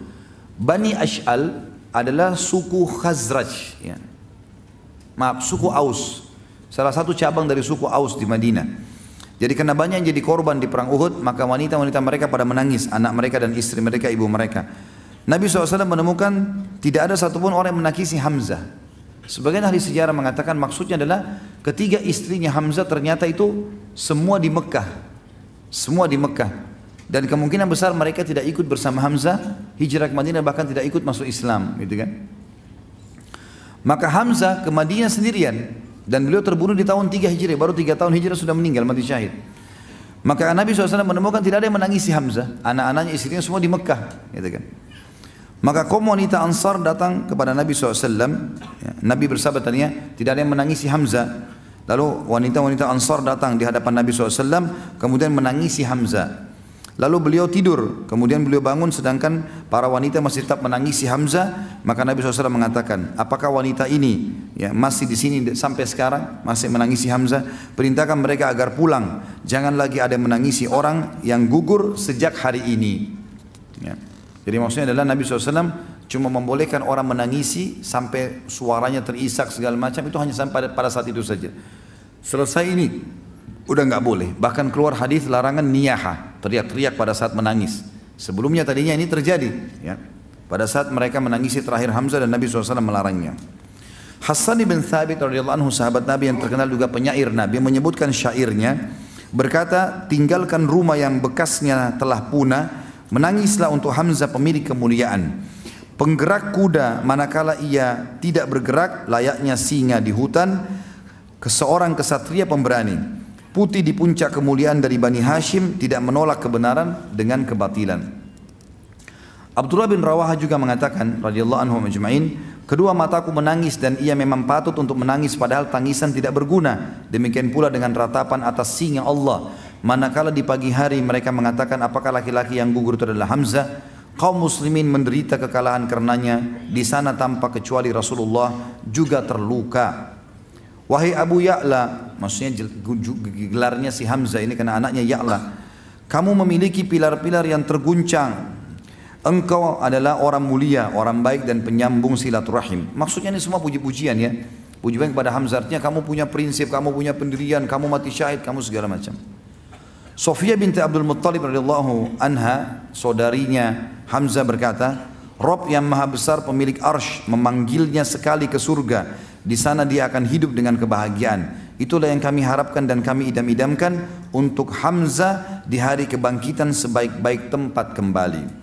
Demi Allah, aku tidak melupakanmu selama angin sibak berhembus. Artinya selama angin padang pasir terhembus. Aku menangis dan bersedih untukmu ketika aku tinggal atau bepergian. Untuk singa Allah, di mana dia adalah seorang pemuka yang mulia, membela agama Islam melawan setiap orang kafir. Aku berkata dan keluargaku telah mengumumkan berita kematiannya. Semoga Allah membalas saudaraku dan pelindungku sebaik-baiknya. Abdurrahman ibn Auf, teman-teman sekalian, sahabat Nabi yang tidak kenal namanya, masyhur, 10 orang dijamin masuk surga. Dia dianggap bahkan oleh Umar bin Khattab adalah orang yang paling layak jadi khalifah setelah Umar meninggal. Tapi Umar tidak mau menunjuknya begitu saja.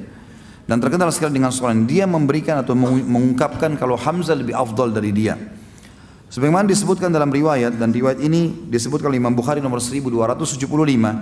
Dari Sa'ad ibn Ibrahim dari ayahnya Ibrahim bahwa hidangan disuguhkan kepada Abdurrahman ibn Auf yang saat itu sedang berpuasa.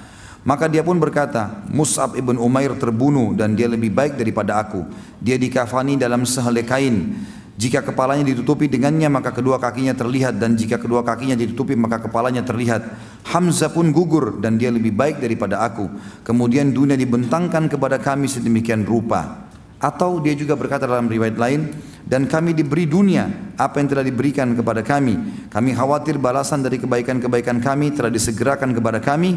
Lalu Abdurrahman menangis dan dia meninggalkan makanan. Maksudnya adalah Hamzah, Mus'ab di awal-awal Islam sudah mati syahid, aman sudah mereka di surga. Kami masih hidup dan kami dibukakan kekayaan-kekayaan dunia, kemenangan-kemenangan yang luar biasa gitu. Ya. Sampai Abdurrahman ibn Auf masih hidup di zaman Umar bin Khattab yang ada ekspansi Islam ke Syam dan Persia. Maka dia mengatakan, kami khawatir jangan sampai nanti ini dunia dibuka ini, kebaikan akhirat sudah didahulukan, sementara Hamzah dan Mus'ab justru mendapatkan kebaikan yang sangat banyak. Salah satu hal yang terjadi yang sangat besar dan merupakan kelebihan daripada Hamzah radhiyallahu anhu adalah beliau dimandikan oleh malaikat jenazahnya.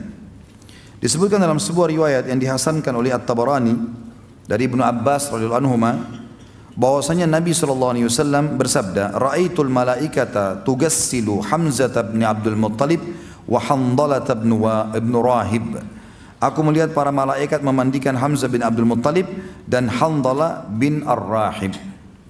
Dari Jabir juga radhiyallahu anhu ia berkatakan ketika Muawiyah hendak mengalirkan mata airnya terletak di Uhud. Jadi Muawiyah waktu jadi khalifah sempat datang ke Madinah. Ada mata air yang dia ingin alirkan supaya masyarakat Madinah bisa dapatkan. Orang-orang menulis surat kepadanya, kami tidak mungkin mengalirkannya kecuali di atas jasad para syuhada. Jadi kalau mau dialirkan ke Madinah, mata air itu harus lewatin kuburannya para syuhada Uhud. Maka Muawiyah menjawab, pindahkan mereka. Jasad-jasadnya dikeluarin, dipindahin kembali, gitu kan. Ini kurang lebih terjadi di tahun 40-an. Yang saya tahu sekitar 40-an sekian atau 50-an, ya. Jadi ini kurang lebih 50 tahun setelah meninggalnya Hamzah radhiyallahu anhu. Hamzah meninggal tahun 3 Hijriah. Ini kalau tidak salah terjadi tahun, kalau saya tidak salah 53 atau 43, ya. Allah alam, ini kepastian jelas ini terjadi. Lalu dipindahkanlah jasadnya para syuhada, dipindahkan tempatnya saja sedikit untuk ditarik supaya ada air mengalir di situ, mata air ke penduduk Madinah. Jabir berkata, Jabir ini sahabat Nabi yang menyaksikan perang Uhud. Ya, dia tahu perang Uhud dan dia tahu masih masa itu tahu ini jasadnya Hamzah. Dia mengatakan, aku melihat mereka memangkul jasad-jasad para syuhada Uhud di pundak-pundak mereka, seolah-olah para syuhada tersebut adalah orang-orang yang sedang tidur. Sebuah pacul sempat mengenai ujung kakinya Hamzah bin Abdul Muttalib, maka ia mengucurkan darah seperti dia baru wafat saat itu. Dan ini disebutkan dalam Tabaqat karyanya Ibnu Sa'ad. Dan begitulah teman-teman sekalian kelebihan yang luar biasa.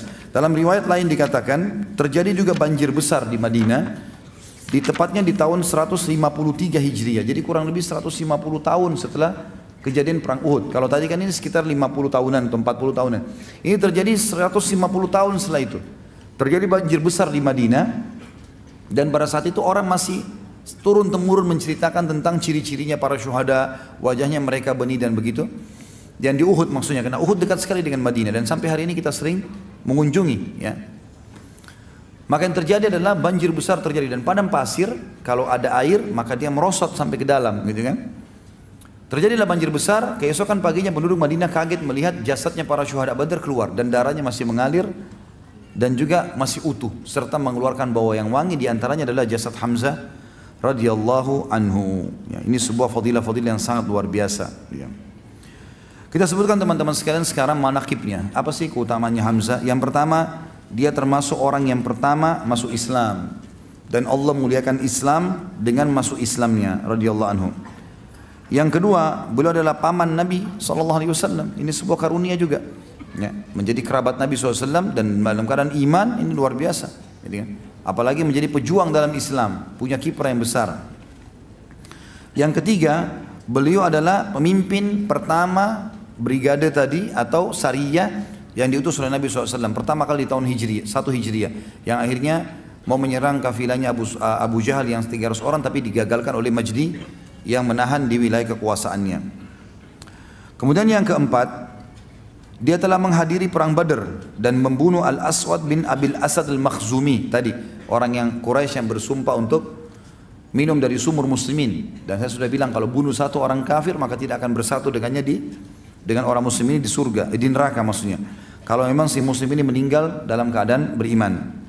Dan juga dia membunuh Syaibah bin Rabi'ah dan juga Utbah bin Rabi'ah pada saat duel tadi. Yang kelima, turunnya ayat surah Al-Hijr ayat 19 tadi kepada Hamzah, Ali dan Ubaidah radhiyallahu ajma'in, yang bunyinya tadi Al-Hijr ayat 19, a'udzubillahi minasyaitonir rajim, hadani khasmani ikhtasamu fi rabbihim. Ini dua kelompok beriman dan kafir yang sedang bertikai di jalan Tuhannya. Yang keenam, beliau menghadiri perang Uhud dan mati syahid di sana. Dan mati syahidnya adalah pilihan Allah. Ini garis bawah itu teman-teman sekalian, poin penting. Jadi ternyata untuk mati syahid itu butuh keikhlasan yang luar biasa. Karena Allah subhanahu wa ta'ala memilih secara khusus itu.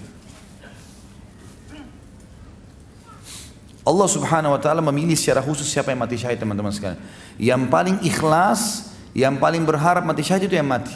Sampai ulama mengeluarkan statement yang sangat jelas, siapa yang masuk di kancah peperangan jihad, maka jangan mengkhayal mati ya, kecuali memang dia yang paling ikhlas. Karena tidak mungkin, Allah memilih. Dan itu bahasa Allah gunakan dalam Al-Quran. Kita lihat di sini dalam surah Al-Imran, surah nomor 3 ayat 14. Allah berfirman, A'udzu billahi minasyaitonir rajim. Iyamsaskum qarhun faqad massal qauma qarhum mithlu wa tilkal ayyamu nudawiluha bainan nasi wa liya'lamallahu alladhina amanu wa yattakhidha minkum syuhada wallahu la yahdil qaumadh zalimin. Yang artinya, kalau seandainya kalian merasa sedih di Badar, merasa sedih di Badar, di Uhud, sesungguhnya mereka juga orang-orang kafir itu telah merasa sedih di Badar. Kalau kalian sedih di Uhud, kalian kalah, maka juga mereka telah sedih, telah ditimpa kekalahan di Badar. Ya. Dan begitulah hari-hari kami putar, kata Allah. Sekali menang, sekali kalah. Gitu kan? Sekali sehat, sekali sakit. Itu semua Allah putarkan, kata Allah. Dan itu semua tujuannya agar Allah menguji dan mengetahui siapa orang-orang yang beriman. Apakah mereka kalau ada nikmat beriman dan dalam keadaan susah juga beriman, atau mereka cuma mau menyembah Allah pada saat lagi ada nikmat. Kalau tidak mereka kufur, gitu kan. Dan Allah memilih syuhada di antara kalian, dan Allah tidak akan memberikan petunjuk bagi orang-orang zalim. Jadi kita lihat sini teman-teman sekalian, sangat jelas sekali bagaimana syuhada itu dipilih oleh Allah, termasuk Hamzah radhiyallahu anhu dipilih oleh Sang Pencipta Allah SWT. Ini karunia yang luar biasa. Kemudian yang ketujuh teman-teman sekalian, Nabi SAW menyebutkan dalam hadis yang sahih, Hamzah adalah sayyidnya syuhada, pimpinan para syuhadanya. Dan dalam riwayat yang dikatakan singahnya Allah. Jadi Hamzah pernah berperang waktu di Uhud, beliau memegang dua pedang di kanan kiri tangannya, dan dia termasuk bersama dengan Khalid bin Walid yang bisa berperang dengan dua pedang, dua tangan sekaligus, kanan dan kiri sama keterampilannya setelah beliau melatihnya itu. Kemudian Nabi SAW dia mengatakan, saya adalah singahnya Allah. Lalu Nabi SAW mengatakan Hamzah adalah singahnya Allah. Yang kedelapan teman-teman sekalian, Hamzah ruhnya berada di dalam perut burung yang berwarna hijau seperti kita jelaskan tadi, dan diterima syahadanya sehingga dia bisa ya, keliling-keliling surga. Yang kesembilan, malaikat memandikan jasadnya. Tentu tidak semua orang mati syahid dimandikan oleh malaikat. Beliau dan Handalah yang pas menikah malam harinya, dia tidak berhubungan biologis, tapi dia berhubungan biologis di pagi hari habis sholat subuh. Pas dia mau istirahat habis sholat subuh, berhubungan biologis sama istrinya, kemudian dipanggil dikomandankan perang Uhud, gitu kan? Maka dia pun pergi ke medan perang sebelum mandi junub dan terbunuh, gitu kan? Dia dan Hamzah dua-duanya dimandikan oleh malaikat. Yang ke-10 teman-teman sekalian, Allah Subhanahu wa taala memperlihatkan tanda-tanda kebesarannya, ya, dan kebenaran kalau jasadnya Hamzah termasuk mati syahid pada saat di hari Muawiyah tadi mau dibuat saluran air sehingga akhirnya kakinya Hamzah kena pacul tadi dan akhirnya mengeluarkan darah, dan ini menandakan memang mereka hidup sebagaimana Allah janjikan dalam Al-Quran. Kemudian pujian sahabat terhadap mereka, terhadap beliau radhiyallahu anhu, dan banyak sekali puji-pujian yang disampaikan, diantaranya tadi Abdurrahman bin Auf, Hasan ibn Thabit, Sofiyah, semua ini menyebutkan tentang keutamaan-keutamaan yang disebutkan tadi. Kita masuk teman-teman sekalian ke pelajaran dan pengalaman atau ilmu yang bisa kita dapatkan. Ad-durus wal ibar. Yang pertama teman-teman sekalian, pentingnya mempelajari kisah para sahabat dan melihat bagaimana peran mereka dalam hidupnya. Karena orang-orang ini sudah mendahului kita. Mereka juga makan seperti kita, mereka juga minum seperti kita, mereka tidur seperti kita, mereka berpakaian, mereka menikah, mereka punya keturunan. Tapi mereka sudah sukses dunia dan akhirat. Sampai Ibnu Mas'ud mengingatkan radhiyallahu anhu pada saat Nabi SAW sudah meninggal, sudah mulai hari-hari Khulafaur Rasyidin, kata beliau, siapa yang ingin mencontohi, mau selamat, sukses dunia akhirat, contohilah para sahabat yang telah terdahulu. Jangan contoh orang yang masih hidup saja, orang yang sudah meninggal ambil pelajaran dari mereka. Karena orang yang hidup bisa saja akhir hidupnya na'udzubillah ditutup dengan keburukan. Tapi orang yang sudah mati sudah luar biasa. Maka pelajari kehidupan mereka penting. Dan akhirnya kita ikuti cuma ciplak saja, tunggu mati akan sama dengan mereka. Kata para ulama, bukan mustahil seseorang di antara kita sekarang bersama dengan Abu Bakar, Umar, Uthman, Ali, walaupun kiprah kita belum sampai seperti mereka. Sebab ada hadis Nabi SAW yang berbunyi, Al-mar'u man ahabbah. Seseorang akan selalu bersama dengan orang yang dicintainya. Artinya, kalau kita mencintai para sahabat yang tulus dari hati kita, kita akan bersama mereka. Satu sisi. Sisi yang lain, kita coba maksimal mengerjakan apa yang mereka kerjakan. Contohi saja, minimal sekali, kalau ada orang juara 1 nilainya 10, kan kita coba contohi, minimal kita bisa mungkin 8, 9, tidak akan jauh dari situ. Walaupun kita tidak bisa mencapai nilai 10-nya. Tapi kalau kita berteman dengan orang-orang buruk, orang yang tidak lulus misalnya, atau orang lulus pas-pasan dengan nilai 6 atau nilai 5, kita akan bisa di bawahnya, gitu kan? Maka mencontohi mereka ini sangat penting. Yang kedua teman-teman sekalian, yang kita bisa ambil, adanya keutamaan keberanian dan tekad yang kuat dalam Islam dari Hamzah radhiyallahu anhu. Karena semenjak masuk Islam, dia sudah tunjukkan masalah itu. Kita harus tahu teman-teman sekalian, dalam masalah keberanian ini banyak sekali dalil ya, banyak sekali dalil. Di antaranya Nabi SAW mengingatkan kepada kita untuk tidak boleh jadi pengecut. Banyak dalil. Di antaranya adalah yang pertama, doa Nabi SAW setiap habis sholat 5 waktu dan pada saat ada kesempatan. Doa yang mulia selalu beliau mengatakan, Allahumma inni a'udzubika minal bukhul. Ya Allah, jauhkan aku dari sifat pelit, wa a'udzubika minal jubun, dan jauhkan aku dari sifat pengecut, wa a'udzubika min an uraddu ila ardhalil umur, dan ya Allah lindungi aku jangan sampai aku hidup sampai waktu pikun, wa a'udzubika min fitnatid dunya wa min adzabil qabr, dan jauhkan aku dari fitnah dunia dan juga azab atau siksa kubur. Saksi bahasan selalu Nabi sebutkan jubun. Ada juga riwayatnya yang mengatakan Allah minna a'udzubika minal bukhli wal jubn. Ya Allah jauhkan aku dari sifat pelit dan juga sifat pengecut ya. Ini juga termasuk doa yang diajarkan Nabi SAW dan setiap umat Islam harus membacanya. Tidak boleh sama sekali kita pengecut. Dan orang yang dianggap pemberani adalah orang yang membela kebenaran. Apa yang benar kalau dia bela, dia berarti pemberani. Ya, tidak dihitung orang itu pemberani kalau dia membela yang batil walaupun dia kuat gitu kan. Kemudian dalil yang lain juga selain doa Nabi SAW, kita tahu banyak dalil yang memerintahkan kita agar tidak boleh jadi pengecut. Di antaranya adalah hadis sahih. Dan hadis ini diriwayatkan oleh Imam Abu Daud dengan sanad sahih. Kata Nabi SAW, Man qatala duna malihi fahuwa syahid. Siapa yang mati membela hartanya, ada perampok mau ambil hartanya, lalu dia bela, dia terbunuh maka dia syahid. Wa man mata duna ahlihi fahuwa syahid. Siapa yang mati dalam keadaan membela keluarganya, istri anaknya yang mau diserang oleh orang atau mau diperkosa, naudzubillah atau apa saja, dia terbunuh maka dia syahid. Wa man mata duna damihi fahuwa syahid. Barang siapa yang mati membela darahnya supaya dia tidak dilukai, maka dia syahid kalau terbunuh. Wa man mata duna dinihi fahuwa syahid. Dan siapa yang membunuh atau mati terbunuh karena membela agamanya, maka dia juga mati syahid. Juga dalam hadis Nabi SAW teman-teman sekalian, dan ini berarti menandakan luar biasa tidak boleh jadi pengecut, harus pemberani. Kalau sudah kebenaran bela, walaupun terbunuh. Dan yakinlah teman-teman sekalian, kita tidak akan pernah mati kecuali ajal datang. Ini poin penting. Tidak boleh sama sekali orang muslim jadi pengecut. Di dalam hadis yang sahih riwayat Imam Muslim dari Abu Hurairah radhiyallahu anhu, beliau berkata, Ja'a rajulun ila Nabi sallallahu alaihi wasallam, seseorang telah datang kepada Nabi SAW, faqal, beliau berkata, orang itu berkata, ya Rasulullah, wahai utusan Allah, ara'aita in ja'a rajulun yuridu akhdha mali.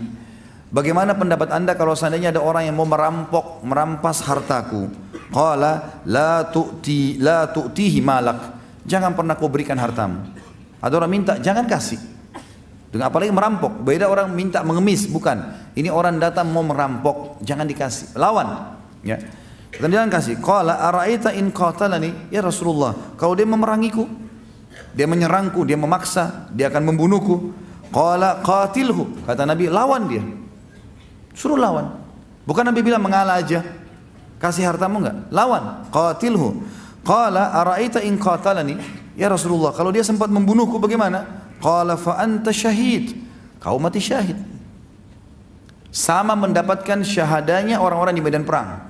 Walaupun yang mengganggu dia seorang muslim tapi penjahat. Ini poin penting teman-teman muslim. Maka tidak boleh pengecut sama sekali. Qala ara'aita in qataltuhu. Qala fahuwa finnar. Bagaimana ya Rasulullah kalau saya membunuhnya? Kata Nabi, dia masuk neraka. Dianya masuk neraka. Karena tidak sempat taubat kan? Dia kan memang merampok, lalu dibunuh, dia akan masuk neraka. Kalau dia muslim, dibersihin dulu dosanya baru dia masuk surga. Tapi dia akan masuk ke dalam api neraka. Riwayat yang lain, riwayat Imam Nasai teman-teman sekalian, bahwasanya Abu Hurairah mengatakan, Ja'a rajulun ila Nabi SAW, seseorang datang kepada Nabi SAW, Ar-rajulu ya'tini fayuridu mali. Bagaimana pendapat anda wahai utusan Allah kalau seseorang datang ingin mengambil hartaku? Qala dzakirhu billah. Kalau kau bisa ingatkan dia agar takut kepada Allah. Qala fa illam yatadzakkar. Kalau orang itu tidak mau diingatkan, enggak boleh, ini haram, jangan mencuri, jangan merampok. Dia enggak mau. Qala fasta'in alaihi man haulaka minal muslimin. Minta tolonglah kepada siapa saja muslim di sekitarmu agar membantu kau melawannya. Qala fa illam yakun, kalau seandainya tidak ada seorang muslim pun, qala fasta'in bis sultan. Coba minta tolong sama pemerintah setempat, kata Nabi. Qala fa in na'iyas sultanu anni, kalau sultan atau pemerintah enggak mau peduli lagi dengan aku sudah laporkan tidak mau tahu. Qala qatil duna malika hatta takuna syuhada al-akhirah atau tamna' malik. Engkau boleh berperang melawannya, ya. Kalaupun kau terbunuh, kau akan menjadi orang mati syahid di akhirat nanti, atau kau akan mendapatkan hartamu. Yang jelas kita mau simpulkan teman-teman, tidak ada sifat pengecut dalam Islam. Dan kita tahu termasuk dosa besar dalam hadis Bukhari Muslim, orang yang lari dari kancah peperangan. Berhadapan sama musuh teman-teman, senyum. Dan ucapkan dengan jiwa antum supaya berani, surga di depan mata. Itu kalimatnya, motivasi. Dan itu selalu dikatakan para sahabat. Untuk saling motivasi, musuh sudah depan mata, mereka tersenyum semuanya. Bahkan di antara mereka ada yang saling berpelukan dan mengatakan berita gembira, semoga kita bisa bertemu dengan ini di surga. Ada yang mengatakan jangan lupa kalau kau mati duluan, ya syafaatmu untukku, dan jangan lupa, dan saya juga tidak akan lupa kalau saya mati saya akan berikan syafaatku.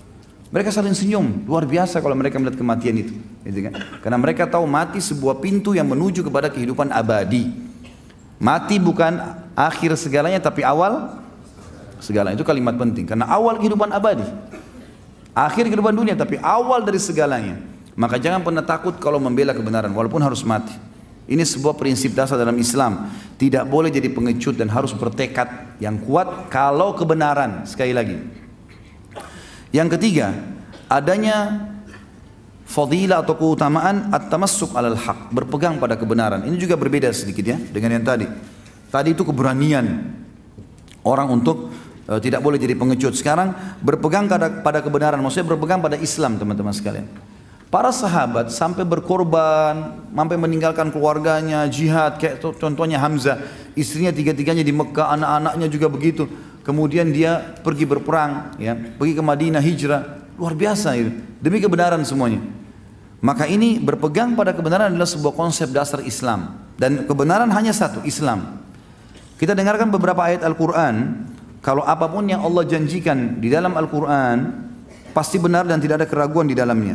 Seperti misalnya dalam Al-Baqarah surah nomor 2 ayat 256, A'udzubillahi minasyaitonirrajim, la ikraha fid din. Qad tabayyana ar-rusydu minal ghayy. Wa may yakfur bit-taghuti wa yu'min billahi faqad istamsaka bil 'urwatil wuthqa la infisama laha. Wallahu samiun alim. Tidak ada paksaan dalam agama. Kita berperang, kita juga mendakwakan Islam, tidak ada paksaan. Mau terima Islam silakan, tidak mau ya sudah. Kalau orang kita dakwai nggak mau terima Islam ya sudah kita tinggalkan. Tapi kalau di kancah peperangan pun kita menang, maka kita bisa memberikan ya instruksi-instruksi untuk Islam. Dia tidak mau juga tidak ada masalah. Sebelum berperang bisa ditawarkan Islam, jizyah atau perang. Tapi di sini juga tidak boleh ada paksaan. Tetap dia bisa pilih yang lainnya. Kata Allah, tidak ada paksaan dalam agama. Sesungguhnya telah jelaslah mana yang benar dan mana yang salah.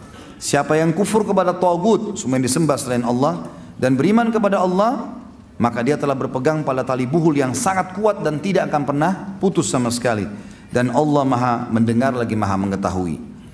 Juga Allah SWT menyebutkan dalam surah Fatir, surah nomor 35 ayat 5, tentang masalah kebenaran dan janji Allah benar, tidak boleh ada keraguan. Allah berfirman, a'udzubillahi minasyaitonirrajim, Fatir 35 ayat 5. Ya ayyuhan nasu inna wa'dallahi haqq, fala tagurrannakumul hayatud dunya, wala yagurrannakum billahil gharur. Hai sekalian manusia, ketahuilah janji Allah itu benar. Maka jangan sampai kehidupan dunia ini melalaikan kalian, dan jangan sampai kalian terlalaikan dari jalan Allah. Lalu juga dalam firman Allah, Allah membongkar yang selalu menyesatkan manusia adalah iblis, syaitan. Dan syaitan dibongkar kedoknya oleh Allah dengan sangat jelas dalam surah Ibrahim, surah nomor 14 ayat 22. A'udzu billahi minasyaitonir rajim. Wa qala asy-syaitanu lamma qudiyal amru innallaha wa'adakum wa'dal haqqi wa wa'adtukum fa akhlaftukum. Sesungguhnya syaitan nanti akan berbicara pada saat sudah selesai semua keputusan timbangan amal pada hari kiamat. Sudah masuk neraka, penghuni surga ke surga. Dia akan berbicara kepada penghuni neraka. Syaitan akan berkata pada saat semua sudah selesai perkara di hari kiamat, sesungguhnya Allah telah menjanjikan kalian janji-janji yang benar. Dan saya juga mengiming-imingkan janji kalian, tapi saya menipu kalian. Wa ma kana liya 'alaikum min sultanin illa an da'autukum fastajabtum li. Ketahuilah, saya tidak pernah punya kekuatan terhadap kalian kecuali saya hanya mengajak kalian. Kalian salah sendiri kenapa dengarin saya. Syaitan cuma bisikin. Jangan sholat, tunda aja, enggak usah begini, buat aja, enggak apa-apa. Itu semua syaitan. Kita tepis selesai. Kalau kita misalnya diajak syaitan jangan sholat, lalu kita tidak mau sholat, lalu syaitan menjelma cekikli kita, itu lain. Ini enggak ada. Bisikan saja. Jadi orang yang mengatakan syaitan kuat, dia sendiri syaitan. Nah, dari mana syaitan kuat? Allah bilang inna qiyada syaitana kana dha'ifa. Syaitan itu lemah, harus kita yang kuat. Tidak boleh lagi terlalaikan. Cukup yang lalu-lalu kita terlalaikan, yang sekarang tidak boleh. Ke depan, istiqamah, berazam, bertekad, harus lurus. Sampai mati, meninggal, pertahankan itu. Tidak ada waktu lagi teman-teman untuk main-main, buang-buang waktu kosong. Tidak ada waktu ini semua. Ya. Lale-lale sholat ditunda, ini nggak mau puasa, nggak mau zakat, nggak mau hadir majelis ilmu. Sampai kapan? Kalau ajal antum datang gimana? Penyesalan di belakang. Nggak ada lagi waktu untuk itu. Syaitan ini Allah bongkar. Allah mengatakan, dia sendiri bilang nanti, saya tidak punya kekuatan untuk menguasai kalian, kecuali hanya sekedar membisikkan, tapi kalian mengiyakanku. Fala talumuni walumu anfusakum. Jangan kalian salahkan aku, tapi salahkan diri kalian sendiri. Ma'ana bimusrikhikum wa ma antum bimusrikhi. Saya tidak akan pernah bisa menolong kalian, kalian juga tidak bisa tolong aku. Inni kafartu bima asyraktumuni min qabl. Ketahuilah sekarang saya telah mengkufuri, memungkiri apa yang kalian sekutukan kepada Allah denganku pada hari itu di dunia. Dulu minta-minta sama aku, minta sesajen segala macam, sekarang aku pungkiri ya. Aku enggak tahu apa-apa, gitu kan. Dikatakan innal zalimina lahum adzabun alim. Syaitan sendiri bilang, iblis, orang-orang zalim kayak kalian ngikut-ngikutin bisikan saya pasti dapat siksaan yang menyakitkan. Saking iblis tidak bisa kelihatan, kalau bisa kelihatan kita sudah gebukin aja. Tapi memang kuasa Allah disembunyikan, gitu kan. Jadi pernyataan yang mengatakan syaitan kuat itu dusta, nggak benar. Mereka lemah, tinggal ditolak. Jangan bilang ini godaan syaitan kuat, nggak ada kuatnya. Lemah, harus punya azam. Jadi seperti Umar bin Khattab, syaitan lihat lari syaitannya. Karena kokoh. Ini enggak, baru sedikit bisikin, iya nih kayaknya saya capek, gerimis sedikit, sholat di rumah aja, cambuk saja. Malas-malas. Kemudian yang keempat teman-teman sekalian adalah fadilah jihad. Dan kita tahu teman-teman sekalian, jihad luar biasa sudah. Bahasanya sudah sering kita sampaikan. Dan kalau antum ketik banyak sekali informasi tentang keutamaan jihad, luar biasa, nggak bisa digambarkan gitu. Tapi diantaranya adalah hadis Nabi SAW, kita ingatkan kembali hadis riwayat Muslim, makbarra qadama 'abdin sabilillah fatamassuhun nar. Tidak akan pernah disentuh api neraka, dua telapak kaki hamba yang tersentuh debu medan perang, gitu kan. Kemudian ada hadis Nabi SAW waktu ditanya kepada beliau, ya Rasulullah, kira-kira amal apa yang bisa menyamai jihad? Nabi SAW mengatakan, saya enggak temukan. Kata sahabat, ya Rasulullah, amal apa kira-kira? Ada enggak? Jihad lagi sekarang lagi enggak ada. Kata Nabi SAW, saya tidak temukan. Ya Rasulullah, amal apa? Kata Nabi SAW, saya tidak temukan. 3 kali Nabi SAW mengatakan saya tidak temukan. Sulit menemukan itu, gitu kan? Masalah ada hadis yang berbunyi amal yang paling Allah cintai, paling afdal adalah salat di awal waktunya, bakti pada orang tua dan jihad. Ini kata ulama bukan urutan, tetapi tiga-tiganya Allah cintai. Jangan salah faham. Karena kalau kita anggap ini kita salah faham nanti, gitu kan? Padahal salat 5 waktu, bakti orang tua, jihad, tiga-tiganya Allah cintai. Karena sahabat tanya, ya Rasulullah, perbuatan apa yang paling Allah cintai? Nabi sebutin tiga-tiganya. Berarti jihad salah satunya, jangan salah faham. Karena ada hadis lain yang berbunyi, jihad adalah puncaknya agama ini. Puncaknya. Kalau sampai pada tingkat level antum sudah bisa berjihad, di jihad yang benar, ya betul-betul memang ada sesuai dengan hukum Allah SWT. Bukan seperti sekali lagi orang yang bom-bom sana sini, mengatasnamakan jihad ini semua salah. Betul-betul di medan perang, di depan musuh antum hadapi ini lain. Kalau ini terjadi teman-teman sekalian, ini karunia yang sangat besar dari Allah SWT, maka bersyukurlah, gitu kan. Nah, ini banyak kelebihan. Tentu ini sudah pernah kita sebutkan teman-teman sekalian. Yang sekarang saya mau fokus adalah yang kelima, tentang fadilah syahadah atau fadilah orang mati syahid. Jadi sama saya sebenarnya fadilah jihad, tapi saya coba lebih fokus di masalah ini. Kita mulai dengan hadis yang pertama, Ibnu Majah meriwayatkan dengan sanad sahih nomor 2788. Disebutkan Abu Hurairah anhu meriwayatkan an Abu Hurairah anhu anin Nabi sallallahu alaihi wasallam, an Abi Hurairah radhiyallahu anhu anin Nabi sallallahu alaihi wasallam qala dzakara asy-syuhada'u 'inda an-nabi sallallahu alaihi wasallam faqala la tajifful arda min dami syahid hatta tabtadira zawjatahu ka'annahuma zi'rani adallata fasilayhima fi barahi minal ardi wa fi yadi kulli wahidatin minhuma hullatun khairu minad dunya wa ma fiha. Kata Nabi SAW, Abu Hurairah meriwayatkan, tidak akan pernah kering bumi dari darah atau dengan darah syuhada, sehingga kedua istrinya dari bidadari berlomba-lomba menjemputnya. Keduanya seakan-akan perempuan yang menyusui yang kehilangan kedua anak susuannya di tanah yang sangat lapang. Jadi kalau ada seorang ibu, dia punya anak bayi yang sedang dia susui, ya, kemudian dia mencarinya, anaknya hilang di padang pasir yang luas. Bagaimana pada saat dia temukan bayinya? Maka Nabi SAW memberikan isyarat seperti itu sebenarnya. Bagaimana para bidadari menyambut para syuhada ini seperti ibu yang kehilangan susuannya. Dan di setiap tangan dua bidadari itu ada pakaian yang dipakainya yang lebih baik daripada dunia dan seluruh isinya. Dan ini langsung pada saat itu. Pada saat itu. Dan kita sudah banyak mendengarkan bagaimana kisah para syuhada dijemput oleh istrinya dari bidadari, gitu kan. Jadi ini teman-teman sekalian, kata ulama, seperti kita layani, kita hadapi dunia sekarang, maka kita akan hadapi seperti itu kalau kita mati syahid. Sama persis. Seperti sekarang kita hidup tapi di alam berbeda. Jadi seperti orang yang mimpi bangun tidur, seperti itu. Ini janji Allah, nggak mungkin salah. Demi Allah ini benar. Hadis yang kedua. Hadis ini diriwayatkan Ibnu Majah juga, nomor 2789. Dari Al-Miqdam bin Ma'di Karib radhiyallahu anhu an Rasulillah sallallahu alaihi wasallam qala lisyahidi indallahi sittu khisal yaghfiru lahu fi awwali duf'ati min damihi wa yura maq'adahu min al-jannah wa yujaru min 'adzabil qabr wa ya'manu min al-faza'il akbar wa yuhalla hullatal iman wa yuzawwaju min al-hurin wa yushfa'u fi 70 insanan min aqaribih. Orang mati syahid mendapatkan 6 sekaligus manfaat di sisi Allah. Yang pertama, semua dosanya diampuni sejak pertama kali darahnya mengalir. Yang kedua, diperlihatkan kedudukannya di surga, langsung lihat istananya di surga. Dan bahkan tadi kita sudah sebutkan, mereka bisa merasakan dan menikmati walaupun belum masuk seperti orang yang mukim selamanya, gitu kan. Yang ketiga, diselamatkan dari siksa kubur. Yang keempat, dibebaskan dari ketakutan yang besar di hari kiamat pembangkitan. Yang kelima, dihiasi dengan perhiasan iman dan dikawinkan dengan bidadari-bidadari. Dan yang keenam, ia akan memberikan 70 syafaat pertolongan kepada kerabatnya. Hadis yang ketiga, riwayat Ibnu Majah juga nomor 2790.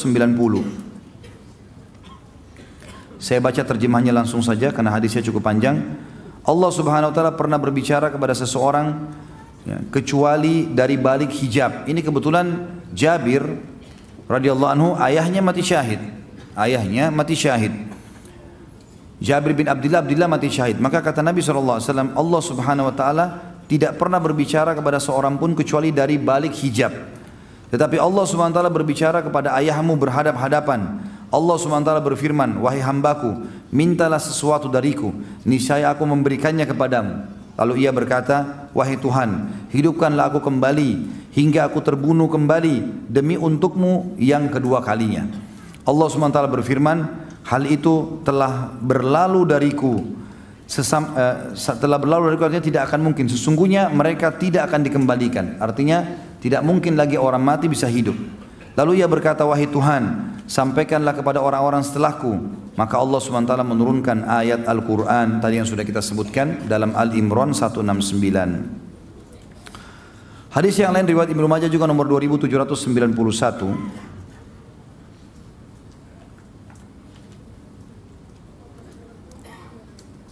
Disebutkan bahwasanya Abdullah menjelaskan tentang firman Allah, maksudnya Abdullah bin Umar, yang bunyinya, janganlah kau mengira orang-orang yang mati syahid itu mati gugur di jalan Allah, tetapi mereka hidup di sisi Tuhan mereka mendapatkan rezeki. Ia berkata, dapatkah kita bertanya tentang hal itu? Nabi SAW mengatakan, tentu saja. Lalu Nabi pun menjelaskan, ruh-ruh mereka seperti burung hijau yang menebarkan sayapnya di surga, mana saja yang ia kehendaki.